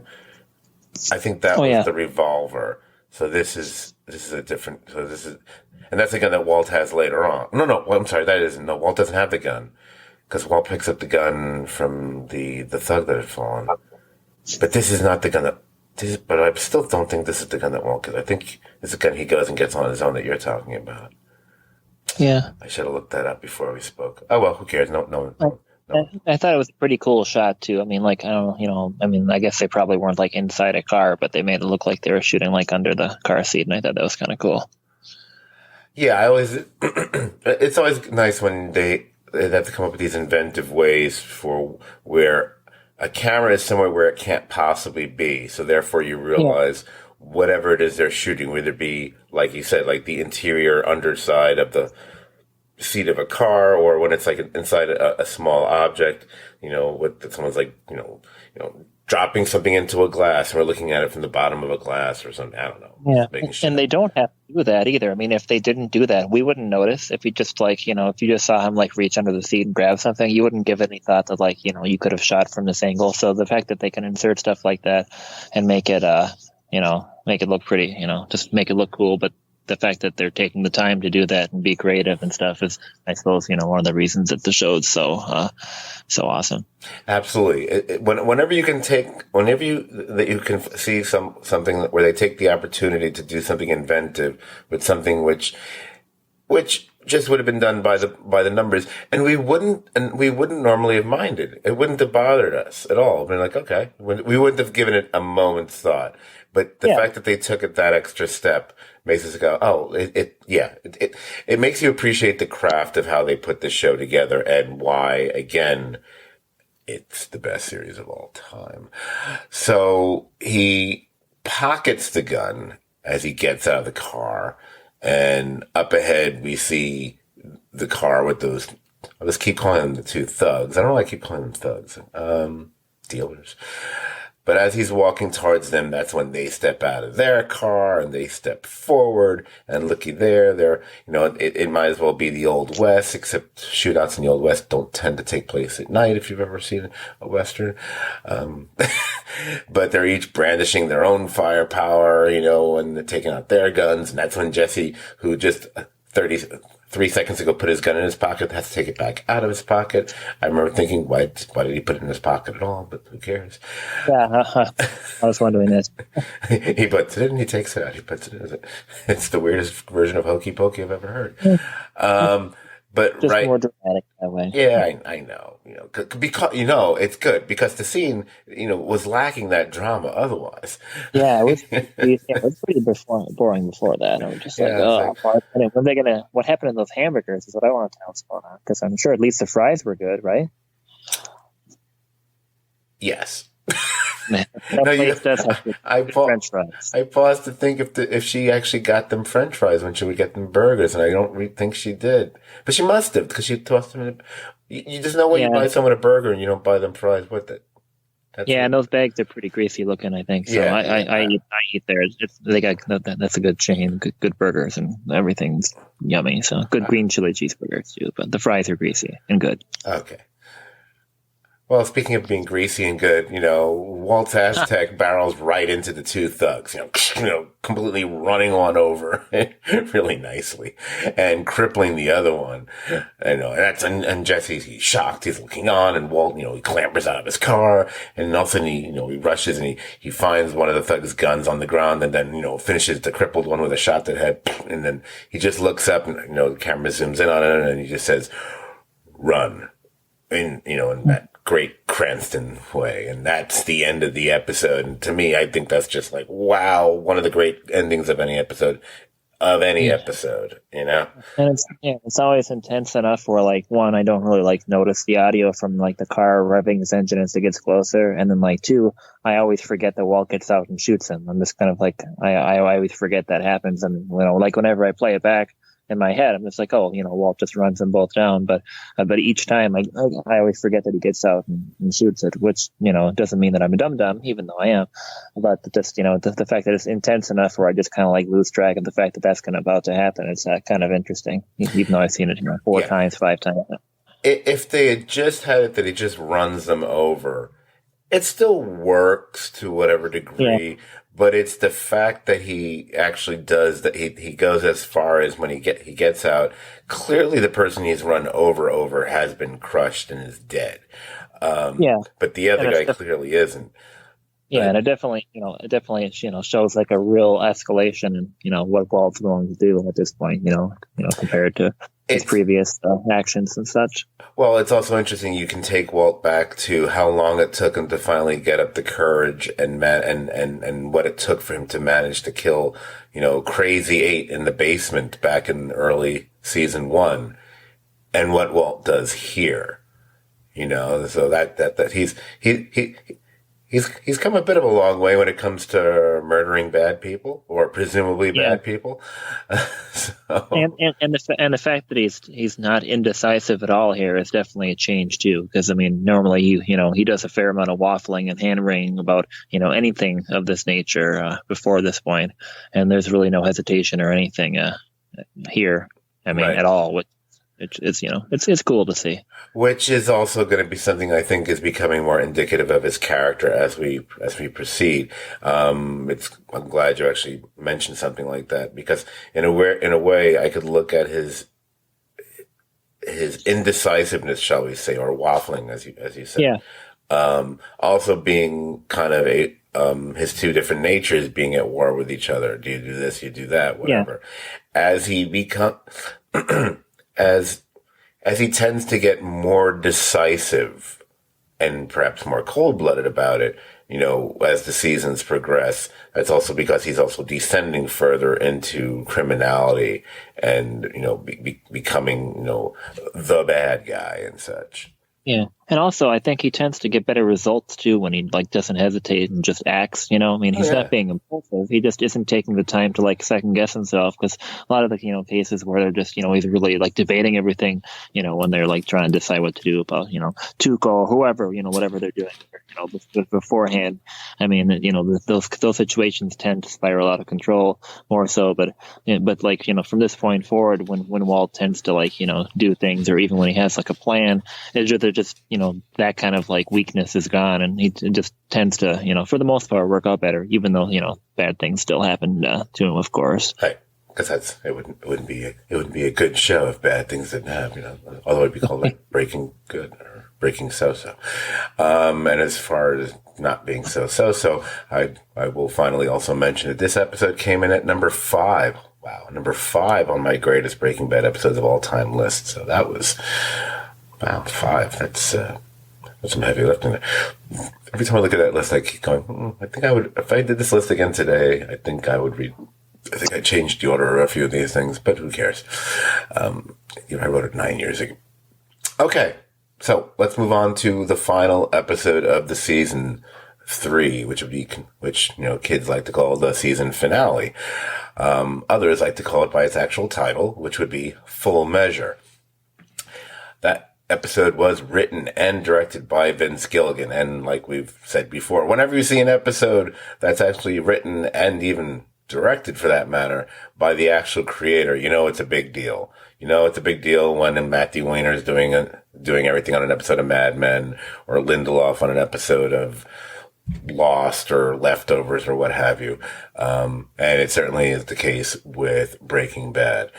Although at a certain point, you could actually, like with Better Call Saul, when it's Peter Gould, it kind of makes me feel the same way at this point, I think. Yeah. But we're not talking about that show yet. So let's get to this one. This episode, it kicked off with a flashback that I guessed from doing basic math. It's approximately 16 or so years ago, when Walt is checking out the interiors of the house that he and Sky will be living in for the first time. It's interesting, and not simply because of trying to really study Bryan Cranston's hairpiece that they have to use for the scene, but it's not a bad hair. So I'd say it's fairly effective. I mean, they definitely, they can't make her look the way she looked like back in, the first season and stuff at all. That doesn't work as well, but I think they did a fairly good job with Cranston. And of course, him wearing like a leather jacket's just kind of, goofy too. Right. Well, she looks up because she can look pregnant. So that they do this, they just plump her up for that. But at this point in time, Walt thinks they're going to need a lot more space because he anticipates they're going to have 3 kids. He's going to need a study and all this other stuff. Now, although we obviously don't see what happened to change his mind, but they do mention that this is shortly, this is when he's still working at this fancy sciences job. It's before he's a high school teacher. So I think at this point in time, he was still on that track with Gretchen and Elliot and all that. And this is shortly before the whole gray matter thing happened or falling out happened between them.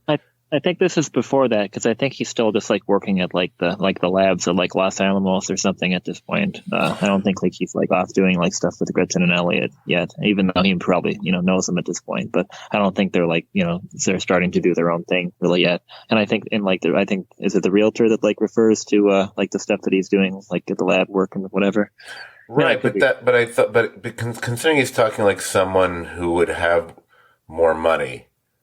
And cause I thought the Gretchen's goes back that far because it's before, cause the thing with this Elliot and Gretchen, whatever, I always thought from the stories that have been told in the past that their falling out happened.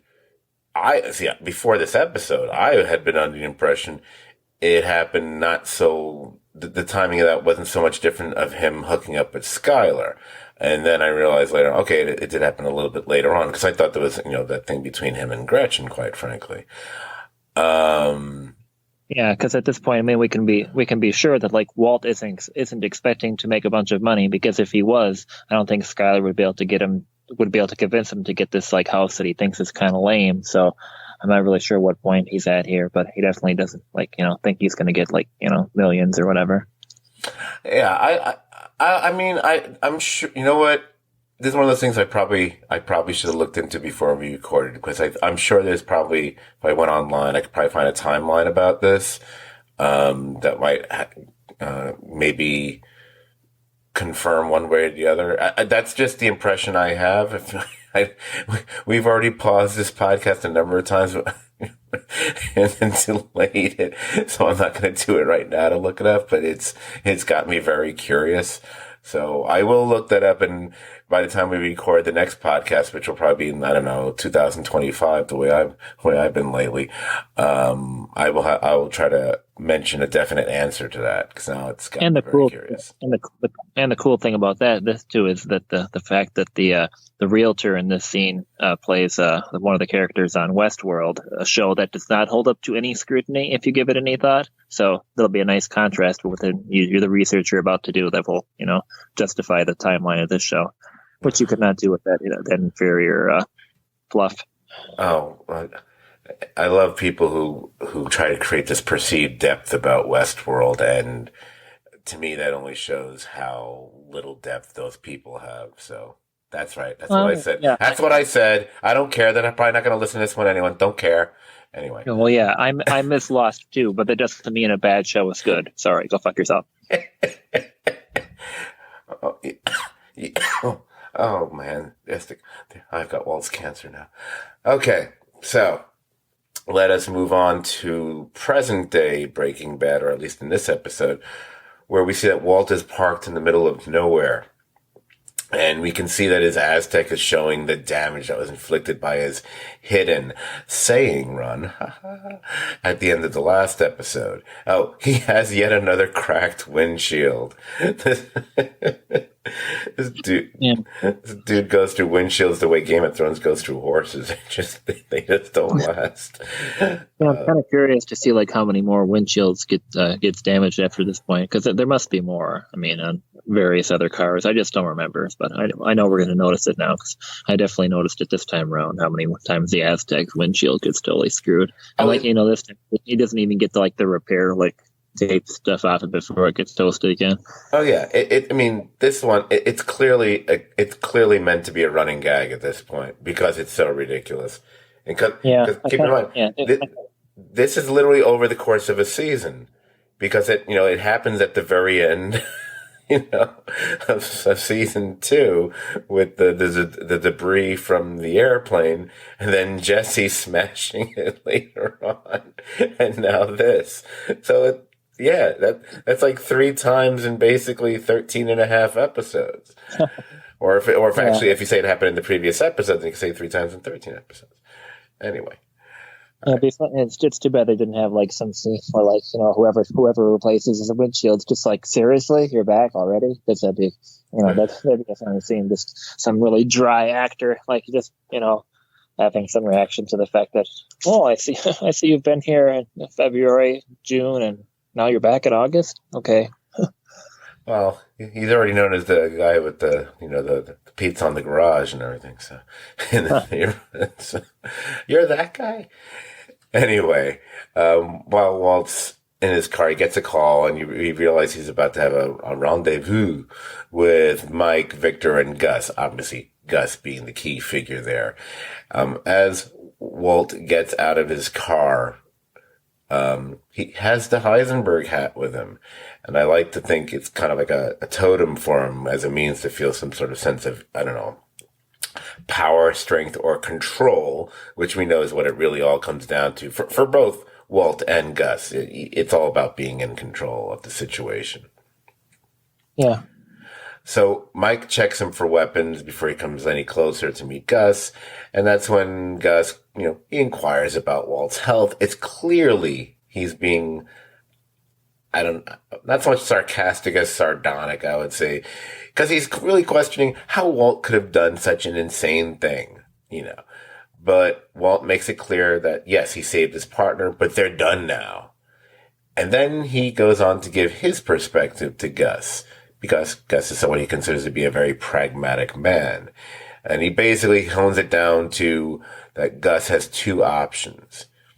He can kill Walt and then eventually hunt down and kill Pinkman. Or they can just consider this a lone hiccup. Oh, by the way, Walt, this is not the first hiccup in their otherwise long and fruitful business relationship. The one catch is that he's going to need a new assistant, but Gus insists that he's going to choose the assistant this time around. I believe I thought when I first watched this that Gus was referring to Gale from the get-go. Yeah. Nothing else would make any sense. Yeah, so that there was no, I wouldn't say there was any level of surprise as far as that was concerned. But I definitely like at my first viewing of this, I definitely wasn't like thinking that like that means like this is some kind of like a Gus plot though too. It just kind of like I probably just took it as just Gus is just trying to tighten the loose ends on this ship. I think I believe I went as far as thinking, I don't think he's going to last much longer under Gus. So, and that's why Gale to me not just to me, to everyone, was going to be such a key figure here, because if he feels Gale is up and running, and we're going to talk about that a little bit later in the episode, then he doesn't need Walt. So, because Walt's been a problem. Yes. So obviously after Walt gets the car fixed, just as, Mike instructed. Walt arrives at the super lab. He discovers his key doesn't work, which is an interesting touch there. And that Gale, as we just said, is going to be the new assistant. Again, shouldn't have been a surprise to Walt either that would be the case. I mean, who else would be, go get Badger? But it also, it sets a tone for what it's going to be like in the lab for this episode, mainly because Victor is there and he's going to be staying there apparently. We zip over to a side plot, which, almost becomes a little confusing to have in the episode. I understand why it's in the episode. I'm not against it being in the episode, but it does kind of take our eyes off the ball, what the episode's really about. But it's done really well, and we get to spend some time with Mike, so that's kind of cool. And that's, Mike, obviously after spending some time with his granddaughter, and look how his daughter-in-law looks so much different years later on Better Call Saul. Anyway, then again, doesn't the age of the granddaughter keep changing? Yeah, that shifts, I'd say, somewhat wildly. But one thing that is interesting, I noticed this time around, is that his granddaughter looks a lot like the actress they cast to play his daughter-in-law, I guess, on Better Call Saul. Like this child actress definitely looks like the other one, which is interesting. I don't think I wouldn't guess that they cast her mother to look like her, but she definitely looks like her mother. Huh. The actress. I will take your word for it. After he leaves his daughter, he still has these helium balloons. And then that evening, we see how he uses the balloons to short out the wires that lead to, again, it looks like they're the wires that are leading over to Gus's usual meeting place. Is what the location looked like to me, at least. By the way, it's funny. Within the same week or two that I was rewatching this episode, one Sunday night, or really it's probably like the next day, because I don't think I watched it the same night.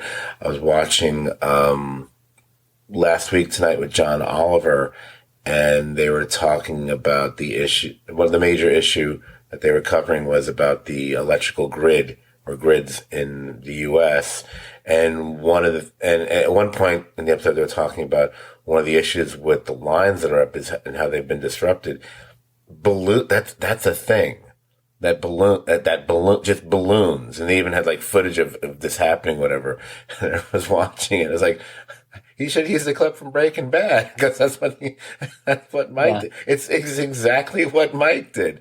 So if anyone watched this and thought, oh, that's a little far-fetched, like, no, it's a real thing. It's a real thing. Okay. That's pretty cool. So back to Mike, and it turns out there's what apparently like a quartet of men that have been sent down there by the cartel, or up there, I should say. And it looks like they're holding this guy prisoner, a guy and his secretary prisoner, I should say. Character's name, because it's the first time we're meeting him. We'll see him one more time in a couple seasons. Dwayne Chow. Now, Chow is the guy, he's in charge of Golden Moth Chemical. Now, at the time, he was the one who was directly supplying Gus's organization with methylamine. The stuff that Walt and Jesse went through all that trouble to get that barrel of that time. And this is something we're going to later learn he was getting from Madrigal. Again, a lot of this stuff we're going to find out a little bit more about in the coming seasons. So in a way, they're kind of like laying a bit of more of a foundation for how Gus's organization works and beyond, which we're going to get more into in those later seasons. So I think maybe Mr. Gilligan was kind of working all that stuff out here, in advance. But we do get, but we do get the fun of Mike killing people with his gun with the big ass silencer on it. We get the funny scene moment, or maybe it's not funny, where he has his gun up against the wall and he's looking at Dwayne Chow, and Dwayne Chow is like nodding, but getting him to either lower than raise the gun so it would be right in line with the guy's head before he, shoots him through the wall.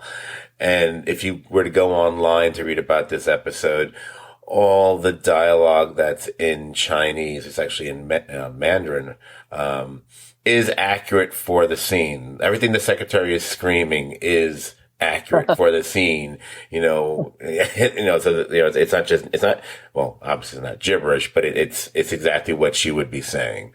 And she's, of course, it probably doesn't translate to yes.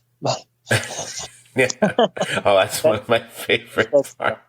That's one of the funniest things. Yeah, the funniest things they've done on the show at this point. That's pretty great. Oh, it reminds me of when I watch. I'm a baseball fan, and there's a lot of situations when you're watching pre or post game interviews or whatever, or other kind of interviews where they'll have a translator for the player. Quite more often than not, it's a Latin American player. It could be a Japanese player nowadays. A few of them. And that every once in a while there is something that happens that reminds me of, like, not to that extent where it would be that funny, where it's just where, wow, that guy gave a really long answer, and then it got narrow. It became this really rather generic sentence. And I always think, is he not being paid by the word? What's going on here? Okay, so. I like how Mike takes the secretary's shoe off and throws it too. Like, instead of just like grabbing any other object, he just does that. I just found it to be kind of funny. I suppose maybe it sounds more like somebody walking. I guess, I don't know, but it's just. I don't know if when you're throwing it sounds like walking, but yeah. I don't know what the logic is behind it. Other than she has to get it when she leaves, which is funny. But well, he's got the hand with the gun, so he can't really be feeling around for stuff. I guess, I don't know. Okay, so now we get back to the lab and we see that Walt and Gail are working together again, with Victor watching them from above. And Gail is trying to make it clear to Walt, that he will strive to be perfect. He is there to learn from the master. The whole point is that it's the fact that Victor is obviously there is just adding this element, I would guess, of danger, foreboding danger, I guess. I don't know. So again, we go from the kind of a little bit of tension of that or feeling there. We release it when we zip over to, and for the first time, we go to Gail's house, his cool little hipster pad. Not hipster, I don't know, a little bit. And he's making his tea and dancing or food or whatever it is, and he's dancing around to his retro music, which I won't get into, even though I read all about it, and I decided not to make any notes about it because I didn't think it was all that interesting. It's the infrared thermometer to check, make sure the temperature of the water's right, instead of just there must be a million other ways of doing that, but the fact that he uses the nerdiest device possible is cool. And then of course I wish I had one of those so I could, when I'm kayaking in really cold winter weather, I could just reach over the side of my boat, shoot the water with it, and know what the temperature was as I do something foolish. So could you use it on a body of water? I wonder if you could. Yeah, it would work on whatever, and work on any kind of surface it makes contact with. Of course, it wouldn't tell you what the temperature of the water is, a foot deep or something, but the surface temperature would still work. Oh, well, if you want to know if the water's cold and deep, then just anyway. So, yeah. anyone who's going to get that joke found it funny. Anyone who doesn't isn't. All right. But anyway, back at Gail's place, Gus shows up quite unexpectedly. And pretty much we quickly see he's there to find out if Gail will be up to taking over the lab himself anytime soon. Now here's where Gus spins. I think I wrote a half truth. I'm going to say it's more like a quarter truth, a fifth truth. Yeah. About Walt's health, about his cancer. And that is why he's concerned and he wants to know if Gail would be up to the task of taking over the lab fairly soon. I think at a certain point, even Gale, as we already do, starts to catch on. At least I think that's the impression I get, that Walt's impending departure might not necessarily be due to cancer. Yeah. It's that bit, and it's great, because it's not quite as funny, or let me put it, it's not as done as lightly as that Skylar Walt negotiation we had for the dinner nights. This is about the number of cooks, when, Gail's like, just probably maybe just a few more cooks, one or two cooks. No, just one more cook for him to feel ready. So at the lab, you can see Gale clearly wants to ask Walt about this. And again, I personally don't think it's that he wants to ask him about cancer. I think he wants to let him know what's going on. Again, that's how I'm choosing to interpret it and I haven't seen or read otherwise. I definitely, I agree. And it's when I watch this, it makes me want to watch the first couple seasons of Damages again, just to see like how different his character is in that. Because I watched that before this, and like on Damages, he pretty much plays like the Mike of that show, even though like a complete slimeball version of him. But I'm interested in checking him out. I remember he was very good in the role, but I haven't seen it after this. So I think one of these days I'll drop out the first couple of seasons of that, probably actually the first few. Yeah, I'm almost tempted to check out the first season or two of Damages once again myself, but for entirely different reasons. Yeah, but anyway. The first three seasons are really good. Oh yeah. Oh, I think it's got a killer first season. Very good. Yeah, and I want the season 3's got Mark Short too, which would be cool to see after he was just in the show that was quite good a month or so ago. Oh, yeah, that's right. Okay, so but this isn't the Damage. Right. Sorry, right. Yeah. Not yet. Well, I don't think I could legally do that. So anyway, Gail wants to ask him about it, but it's also clear Victor is perceptive about that possibility, because, while they're cleaning out that vat or whatever it is, and it looks like Gail wants to ask something, and that's when Victor happens to walk over and he's standing right next to him. So, there's something kind of fun and cartoonish about that to me. And again, it's like, oh, the evil is not just up there. He's right here. Okay, we can't do anything about this. And the fact that, Gail knows what's going on in the scene, but Walt doesn't, makes it kind of funny too. Right. Right, because how often do we see a situation where that happens? Walt's usually the one in the know and other people aren't. It's not usually the other way around, although Walt should be suspicious. So at Saul's office, that's where we're going next. That's where Mike shows up, and I think this is when Saul's lying on the ground with the massager thing. And Mike shows up and basically threatens to beat Saul so badly his legs won't work, which I love that threat, if Saul doesn't give up Jesse's whereabouts. Now, I will give Saul all the credit in the world that there's, maybe still a little of Jimmy McGill in him there, because he does try to stick to the whole attorney-client privilege thing for a lot longer here, mainly because he doesn't believe, at least initially, he doesn't believe, he still thinks of Mike as his PI and therefore wouldn't harm him. Why he thinks that is kind of foolish, because he should know that Mike would certainly harm him. But we do get to a point he realizes, he might be in trouble here. And so Saul kind of compromises his ethics a little bit here. Surprise, surprise. But, for his life. Yeah, well, doesn't he fake compromise the ethics? Yes, right. He thinks remarkably fast in this scene, how quickly Saul makes the correct calculations here, where he's still holding to his ethics, but he figures out how to act like he's being a spineless worm when he actually isn't. As he's sitting there in this fucking infomercial massager, it's really it's just interesting if you like take the time to think about like how actually intelligent and Saul's being at this point, because it really, it's impressive work in that situation when you're getting intimidated like that. Although it's interesting because it's obviously, he comes up with that in the moment, and then those part of me thinking is, he's going to figure out this is not where Jesse is by any stretch of the imagination. Pretty soon, he's going to come back here. Yeah. But obviously, things work out in a different path, so not to worry. Yeah. And he probably figures he could just like, well, don't blame me. The kid scrammed or whatever. I'm sure he would just like try to lie his way out of it. Right. Because he gives him I think the address is like a motor court address in Virginia of all places, which is pretty damn far away from New Mexico.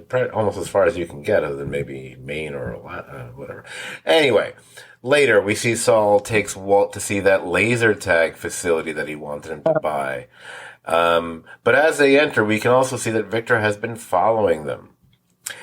And while they're walking through the, obviously, at least currently closed down laser tag facility, because you see all the arcade games are all covered in tarps and whatnot. After Walt indicates they can stop the whole pretense of him actually checking out the place to be a possible investment for the whole money laundering scheme, that's when you get Saul saying, "My very own PI is threatening to break my legs. That's like Thomas Magnum threatening that little prissy guy with the mustache." See, I love that. I love that me and Saul do the same, or had the same level of pop culture references, basically. It's like, yeah, Magnum, rock. And he refers to Jesse as hip hop here also, which I thought was pretty good. But that's where Jesse's been hiding out at the laser tag facility. And I guess if Victor had decided to get up off his ass and maybe find his way inside to see what's going on here, he would have found out too. But I guess he's not so good at, really doing surveillance as far as I'm concerned. So Jesse comes out to talk to Walt, and they discuss the situation. And it's clear Walt knows that they're planning to kill him. The moment they have Gale there, and with Victor watching from above, that they're planning to have Gale take over the lab. Obviously Walt might not know what the real timeline is himself, but I think he can guess. And so the plan comes down to, so what do we do? You know what we do. And then we realize where this is going. We're going into a much darker place. 'Cause obviously if there's no Gale, then they can't get rid of Walt. And that's going to be, and that burden is being put on Jesse's shoulders. But Jesse, although I've said all season, and maybe a little bit last season, but definitely this season, Jesse's not a good guy either, people. But Jesse's not Walt either. Because Walt, as we saw just in the last episode, if Walt has to kill, he's going to kill. Jesse doesn't want to cross that line. It's just he feels it's not in him. And I mean, when someone like Jesse Pinkman goes to the point of suggesting that Walt go to the police, go to the cops and get his family into witness protection, or whatever. And if there's anyone who doesn't like cops on this show, it's Jesse Pinkman. How against just out cold-blooded murdering someone Jesse is, I think. Yeah. But at this point, Walt makes the case, shakes it off. It has to be done. It's really it's Walt's only means of leverage, which could possibly save both himself and, by extension, Jesse. Again, looking out for Jesse. See? So he figures he'll find a way to shake Victor off and, just do it himself after all. The only task he gives Jesse, which is a big one, is he has to track down Gale's address because Nerd Boy is apparently pretty much off the grid. Although this is 2000, what year is this now? This is like 2007, 2008 when this is all taking place. I'm not sure, something like that. Yeah, something like that. Okay, no, but that you can still Google and track people down online at that point. Okay, so back at Walt's house, we find Walt is cradling his daughter. It's a very sweet little moment here. And he gets buzzed. So I don't mean he has a drink. I mean his little phone goes off. So I realized I could be saying he's getting drunk with his kid, which is great. No, he goes to make a call and he finds out that Jesse got the address. So Walt says he'll do it tonight when it gets dark. He hangs up just as Jesse is trying to tell him, Mr. White, don't do it, whatever. But later when Walt is about to get in his car and get out of there, that's when Victor pulls up with an obvious cock and bull story about some sort of chemical leak back in the lab. And he won't let Walt take his own car. So now Walt is being taken for a ride, but unlike Jesse and that other ride earlier, Walt thinking he's going to be killed is probably a lot more accurate than probably what was going through Jesse's mind in that earlier episode. Yeah, and it's fun. And the one thing I noticed too is that like Victor isn't a good liar in situations like this, and neither is Mike. Like, you know, neither one of them is fooling him at all. You know, and they're just not being the least bit. Like, they're not even really like trying. The effort is minimal. I'm not going to say that they're not. I mean, Mike can be a good liar when he wants to be. But not here. Cause he's not, and again, I remember I question it because when obviously when Victor gets Walt to the laundry, then we see Mike is there waiting for him. And the fact that I just, at that point, when Walt walks in and sees Mike there, I just think, Mike, why are you even bothering? Why are you saying, oh, something really stinks? I'm like, stop it. It's just, he might as well have just done a line reading like he was like a third grader trying out for a play. Wow, it's really stinky down there. You should go down there to see it, and we'll be behind you. It just didn't make any sense, but I enjoyed it, and I always enjoy any moment we get to see that weird. It's still like something out of a James Bond movie. The weird secret giant dryer hatch door that leads to the lab downstairs. But like I said, that ruse, the chemical ruse, evaporates. We see what I did there, as Walt pleads for his life, and he's pleading just to have a chance, just to call Gus, that he'll get, But Mike isn't going to budge on it until Walt says that he can give them Pinkman. Now, obviously, Mike is, give me an address, but Walt obviously hasn't thought about this ahead of time.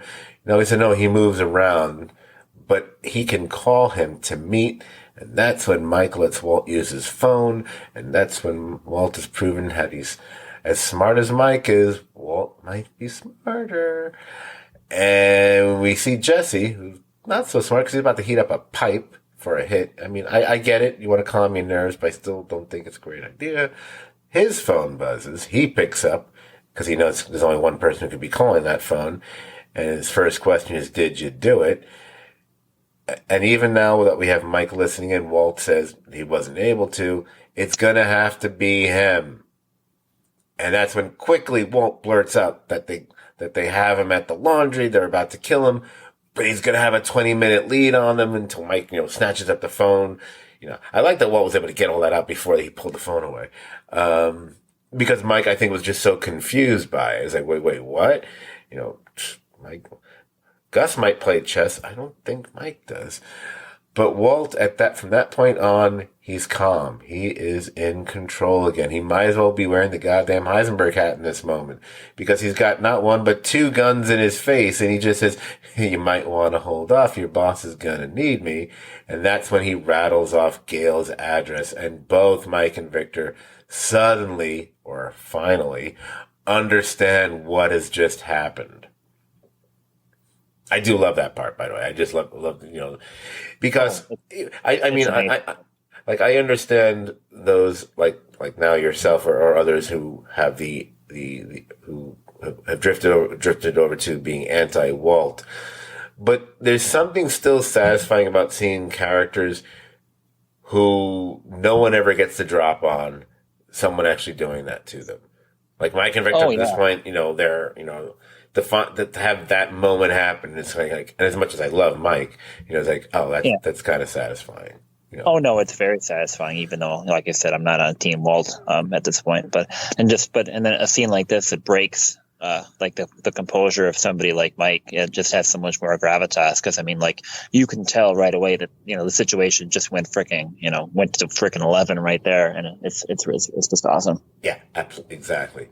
So that's when Mike tries to call Gale himself, but the poor nerdy schnook's vibrating phone can't be heard over his loud music and whistling kettle. Why have a whistling kettle if you're going to use the internal temperature thing? I don't even understand. Why not just have a pot boiling? I don't know. But I'm just saying, why have it? It just doesn't make sense. It's Probably like, yeah. It's because he's a dork. Maybe. That's why. A lovable dork, but a dork.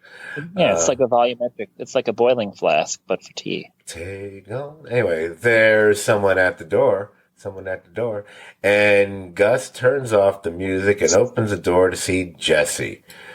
And there's a gun pointed directly at him. Now, at this point, Jesse is teary. He's shaky. We know he doesn't want to be there. And Gale, he's pleading that he doesn't have to do this. But we get to that point where we end on an angle, we kind of reverse angle of Jesse pointing the gun directly at the camera and firing, and that's the end of the episode. It's one thing. When I started watching the show, I caught up on the first 3 seasons right before season 4, so like I only had to wait 1 day to watch the next episode when I watched this. Wow. Yeah. But I've said before I caught up between seasons 2 and 3. Yeah. So I did have to wait. Yeah. Yep. Yeah, it's a real soul shattering kind of finale. Maybe the most so of the series when I think about it, because season 1, it's okay. Season 2 is more the resolution of a wacky, bizarre mystery when you're like, holy crap, but okay. We skip to season 4. It's a great finale ending, but that's more like the yeah kind of ending kind of a thing. And, the final season is the final season. This is the one that kind of leaves you like you just got kicked in the stomach and like, oh, geez. And how many months do we have to wait for the next episode? Back then. So it's a great, it's everyone, I think more people talk about the season 4 finale, but I think they're giving this one kind of not as much credit as it's due. It's a great way to end the season. Yeah. Oh, it's terrific. Now, season 3 of the show, I think season 2 is fine, but this is, huge upgrade in how good it gets, I think. Well, I think each season kind of represents that. I mean, season 2 is a massive step up from season 1, and season 1 is great. I don't know why people crap on season 1. Season 1's an A, people. It's not a B or a B plus. It's a fucking A season. I mean, and it works despite the fact they had to cut the number of episodes because of writer strikes and other situations. So it didn't get to breathe as long as it probably should have, but it still works. Season 2, it just gets better. I mean, look, it's the season that introduces Saul and the whole Jane storyline and yada, yada, yada. Season 3 just builds on that. And season 4 is going to be, season 4, I think I understand the reasoning for saying season 4 is better. And I cannot remember what I said on the Ozymandias related podcast I did a few months back. I cannot remember if I picked season 3 or season 4 as my favorite season. I kind of feel like I might have said season 3, maybe just to be different than the person who I was co-hosting with. I don't remember. Wow. Sounds like something someone else would do. Me? Because it wasn't you. Oh, really? Yeah, really. No, just for people out there who don't know, because I know, even though a lot of people have listened to that one, there might be a few people who haven't. It's gonna be tricky when we get to Ozymandias on this one. It's like, do I have to talk about this again? Ugh. I'm just kidding. If we could just skip that. No, that'll be the one that'll be the one it's just gonna be you talking. I won't say anything. So, where was the point I was going with this? But season 3. I know. I know what I was most saying. I think one of the reasons someone might pick season 4 over it, but it learns from season 3, and there's a more continuing to escalate tension/intensity level in season 4. That I think starts with season 3 and really in these last few handful of episodes. Pretty much everything after Fly kind of does that. So those last, I guess, 3 episodes after that. Or the first half of the season 2, as the cousins are like steadily advancing towards like the situation and stuff. I think they're starting to get like the slow burn. Right. No, that's true. The Fly is literally the fly in the ointment in a way because of what it does, and again, if we were to go back to that episode, that could be a reason why some people have an issue with it. Not us, but I get it because it kind of stops that. It puts a pause button on that. I don't mind that it does that, but sometimes people have issues with episodes of TV that are like that. It's like what happened with, I know you don't watch it. It was like people who objected to an episode that happens late in the second season of Ted Lasso. It's a similar situation where it's an episode that doesn't seem to really have that much to do with what the ongoing storylines, although it is still connected to it. There's still a connection there. Much like in Fly, there is still a connection to what's going on. We do get a little bit here and there. They do that in the Ted Lasso episode also, but it's kind of like an after hours episode, focusing on a supporting character. And I think it's a great episode. That's also one of my favorite characters on that show, so it works perfectly. Anyway, back to this. I'll have to watch that sometime. I just don't have the streaming service. It's not, I like those New Mexico film shows, and of course Ted Lasso is a show about a New Mexico rancher, so I'd appreciate certain things about the landscapes and stuff, but and of course the general horseback riding skills and the like, but I may as well just get cable if I have to pay for all these streaming services. Oh. So it's basically about rodeo clowns is what it's about. Like a Sons of Anarchy with rodeo clowns? That'd be fucking awesome. Oh my God. Well, that was apparently what the writer's room was like at a certain point on that show. Dude, you should make that into a show. That'd be freaking awesome. It'd be ridiculous. It'd be like tractor pulls and yeah. That'll be my next project. Oops. Next. What do I mean? Anyway, so this episode, when we just finished speaking about, throw in a factor or two here. This is actually the episode that Bryan Cranston submitted for his lead actor in a dramatic series Emmy, and he won. I had mentioned earlier in the podcast that Aaron Paul won that season as well, but for Kafka-Esque, which still doesn't make sense to me, but whatever, he won, who cares? And the episode overall, going back to me talking about if I could redo my list, I think I would. This is this is probably the episode that might benefit the most for me revising my list, because when I wrote that list back in 2013, this episode came in number 13. I look back on it now. I'll wait till we finish the podcast, but part of me wants to say, really? Didn't hit the top 10? Really? I don't know about that.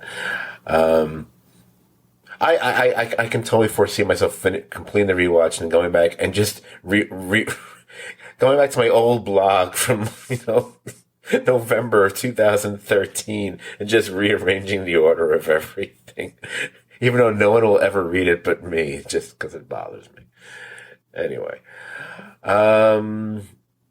yeah, so it's a great ending to a great, and this is a legitimately great season. I don't think there's any denying it. And tradition of season 3s being very good. Not always the best, but still very good. Every show I can think of that's a quality show, for the most part, has a really solid season 3. The ones that don't, you know what they are? They're not quality shows. That's all. I mean, Mad Men season 3. It's a great season. But season 4 might be better. Yep. The Wire, season 3. It's a great season, but season 4 might be better. So that might be that might be the Breaking Bad situation. Season 3, great season. Season 4 might be better. So we can look forward to that. And now at this point, someone might be asking, hey, speaking of looking forward to season 4, when exactly are you guys going to come out with the first half of that podcast, considering you made us wait over a month plus for this one? Yeah. So let's just tell them now, whenever you're listening to this episode, whenever you download it, we're going to be releasing the next one in 3 days. So buckle up, sit tight. Okay. I don't want to hold myself down to a specific date because of things that are going on. Although by the time December hits, maybe some of that might calm down to a certain degree. I don't know. I don't know how things are going to work here. And everyone's like, what are you talking about, you vague, stupid fuck? I'll get to that in a second. Back to the podcast. It'll be sometime in, I'm going to say, let's just say early December. I don't know if it'll be a week into December or 2 weeks into December. We'll get it out there. I had hoped that we would get both parts of season 4 out before the end of the year. That's still possible, but I don't want to guarantee that because with the holidays, we all have things going on. If not, it's not a big deal. I don't think it's that big a deal. Maybe things will slow down for you a bit next week over Thanksgiving and stuff like that. So maybe, there'll be some time to start watching the shows at least. And we might be able to, if we can get what? Unfortunately, it's actually the reverse of that, but I'll tell you after we finish recording. I haven't given you the latest update. Yes, I can't. No, this is you can't talk about it on the podcast. Turkey, cranberries, buns, or are you just gonna go get like slices of pizza? I'm whatever you're talking about. I'm more concerned about what food you might be eating around Thanksgiving. Doing the real turkey thing. Yeah, doing it. I'm eating in Chinatown in Boston for Thanksgiving. So. Chinatown. Oh, Chinatown in Boston. Oh, okay. Yeah. So rather than like trying to find like a restaurant that's open on Thanksgiving and like it's going to be busy, you just go to Chinatown where everything is open because they don't give a fuck about Thanksgiving, and we just go eat Chinese food for Thanksgiving. So. Okay. Anyway, so the next one will be sometime in. I can say it'll be sometime in December. By the time you guys get this one, it'll be November 19th, I'm guessing at this point, or 20th. I even forget what day it is that we're. Today is November 19th. So. Good Lord. Okay, so we're releasing this on a Saturday. All right. Yeah. So I would be shocked if we can get it released before, the second week of December. We'll see what happens. As for any other podcasts,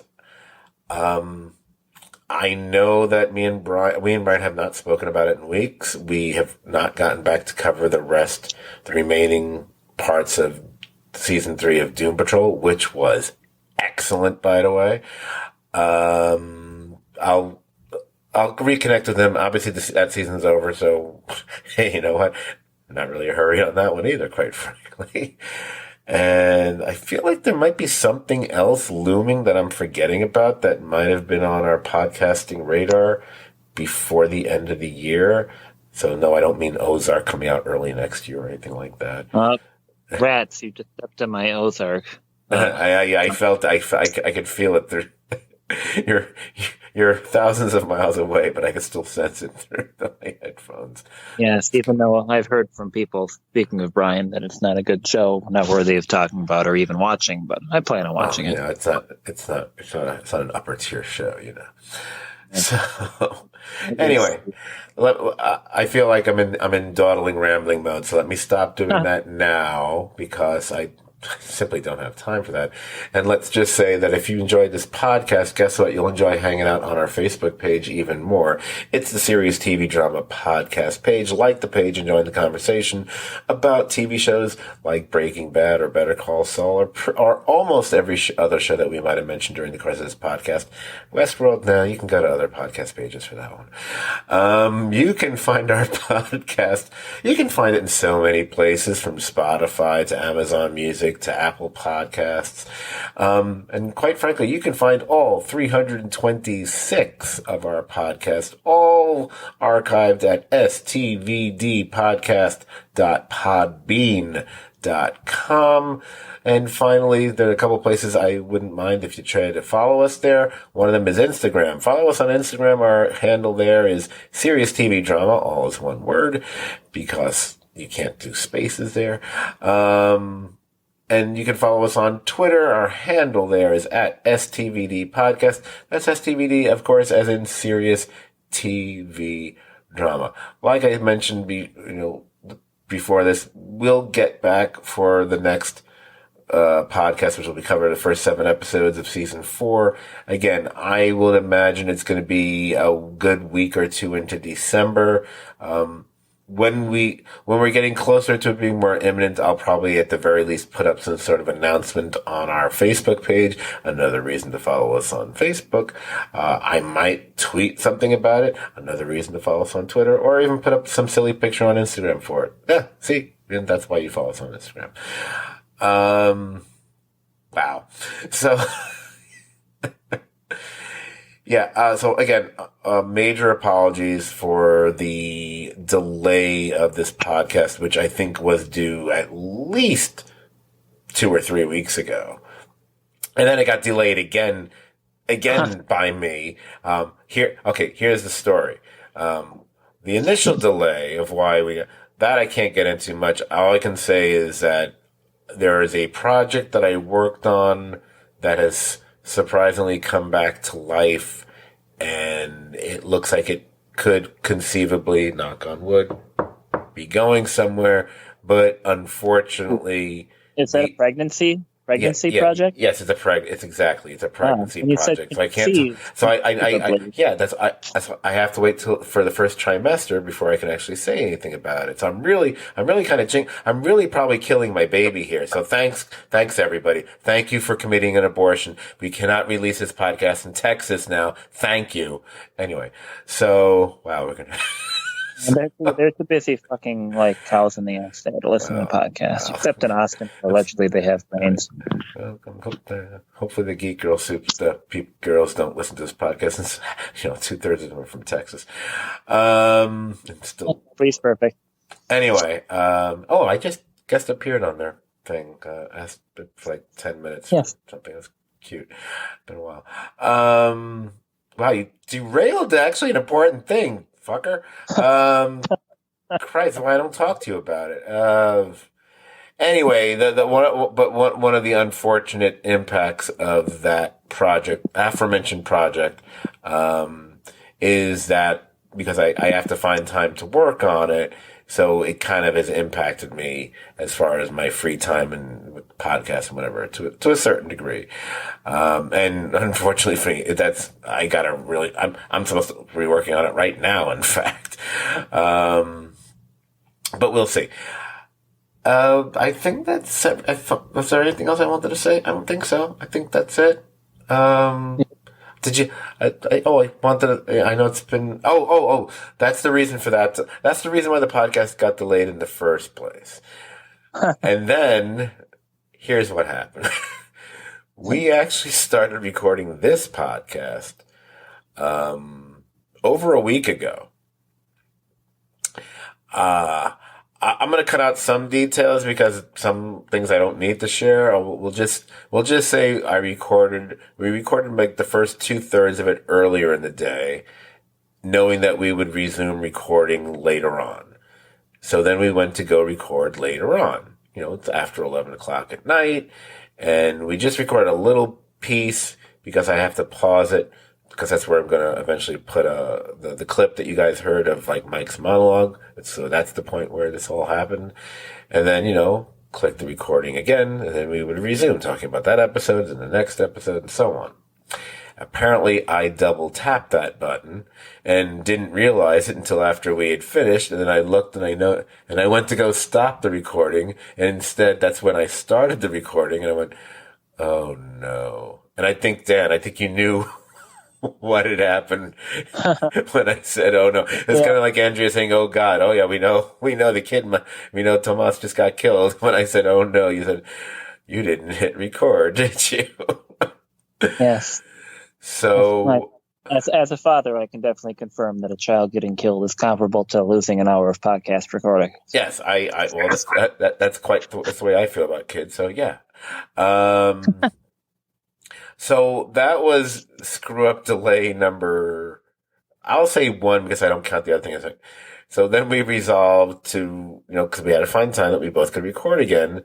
So we were going to record on a Saturday night. And again, we're recording now on a Friday night. For me, for years, recording on either a Friday or a Saturday night was verboten. I never did it. And now I've had to do it a number of times. The problem was Saturday night we were going to record. And then some schmuck in Brooklyn fell asleep. Yeah, and it's not just fell asleep. Like, he texted me, he's like, it'd be funny, it'd be like, I might just fall asleep in the next few minutes, LOL. And then, like, he literally fell asleep for hours right after that. Yeah. Well, yeah, what had happened was Dan had contacted me, excuse me, earlier in the day.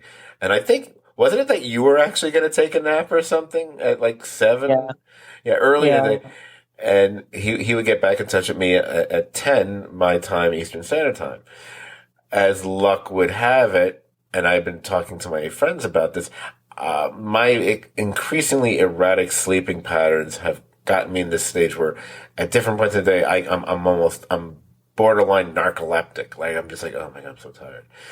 And when he contacted me, I don't know if it was right around 10 or a little before 10, whatever it was, I made the kind of like, I'm just tired, like, I'm just going to lie down for a minute. I think I said, like you said, it'd be fun if I fall asleep. I wasn't planning to. And then, cartoon sound of eye blink, blink, blink later hits, 1:45 or whatever the hell it was. I didn't just fall asleep for like a few minutes. I fell asleep for like 3 hours practically or something like that. It was basically my normal night's sleep I just got done. And I was like, I guess we can't record now, can we? So, yeah. So, and this was the first, oh wait, did I also delay? Oh, I forgot. So that's delay number 2.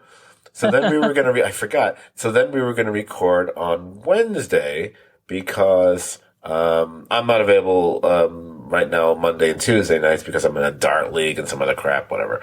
No, it's just a dart league. There's no other crap. And I didn't actually tell you this, so I'm going to reveal it on the podcast. It's kind of like a little bit about, I was tired. I will admit that, but I didn't fall asleep per se, but there was but I was just kind of stressed or had a bad day, whatever. There was a little bit of a passive aggressive thing with me. So, and this thing was like, well, if he's not going to contact me, I'm not going to contact him. So we'll just see what happens. I feel like I did get a little dozy at some point, and I just remember going, oh, I haven't heard. It's 10:59. Oh, all right. I haven't heard. It's too late now. I can't just remember. I was waiting for you, but I figured you're probably busy working on your, pregnancy thing, practicing for it. Like, I didn't. I'm not gonna, if he's busy right now, he's got a lot going on. I'm not gonna hassle him about this now. So I just waited, and I'm just like, okay. Not going to happen. I did work it on that day, but I actually worked on it in the wee hours of the morning. Like, I woke up crazy early because of all this crap, and I was actually afraid to go back to sleep because I was like, if I go back to sleep, I'm going to totally oversleep. So it's like, it's out. It's like 2 hours before I have to do any work, whatever. It's like, oh, my brain is crackling with energy right now. Maybe I should start working on that pregnancy project. Idiot. By the way, we are never referring to it that way again because it's stupid. Anyway.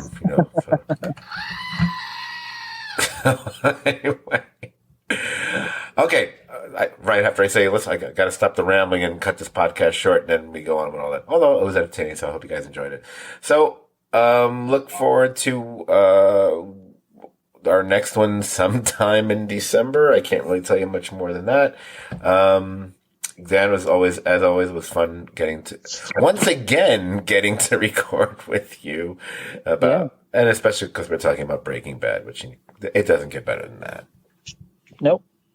Sure. All right. So let's say goodnight and also, happy Thanksgiving to everybody. But I guess you'll be listening to this over. You should actually listen to this during Thanksgiving dinner because maybe it'll be a way to drive out the annoying relatives that you don't want in your house, because, especially this year after the Kyle Rittenhouse thing, that's going to be fun. Good luck to family get-togethers. This is why I don't do family get-togethers. They can be like, well, how come it's okay for Walt to just show up with a car and run people over? Isn't that self-defense? Oh, okay. I'm dying. All right. You're not going to be funnier than that. We need to stop it now. So happy Thanksgiving and thanks for listening.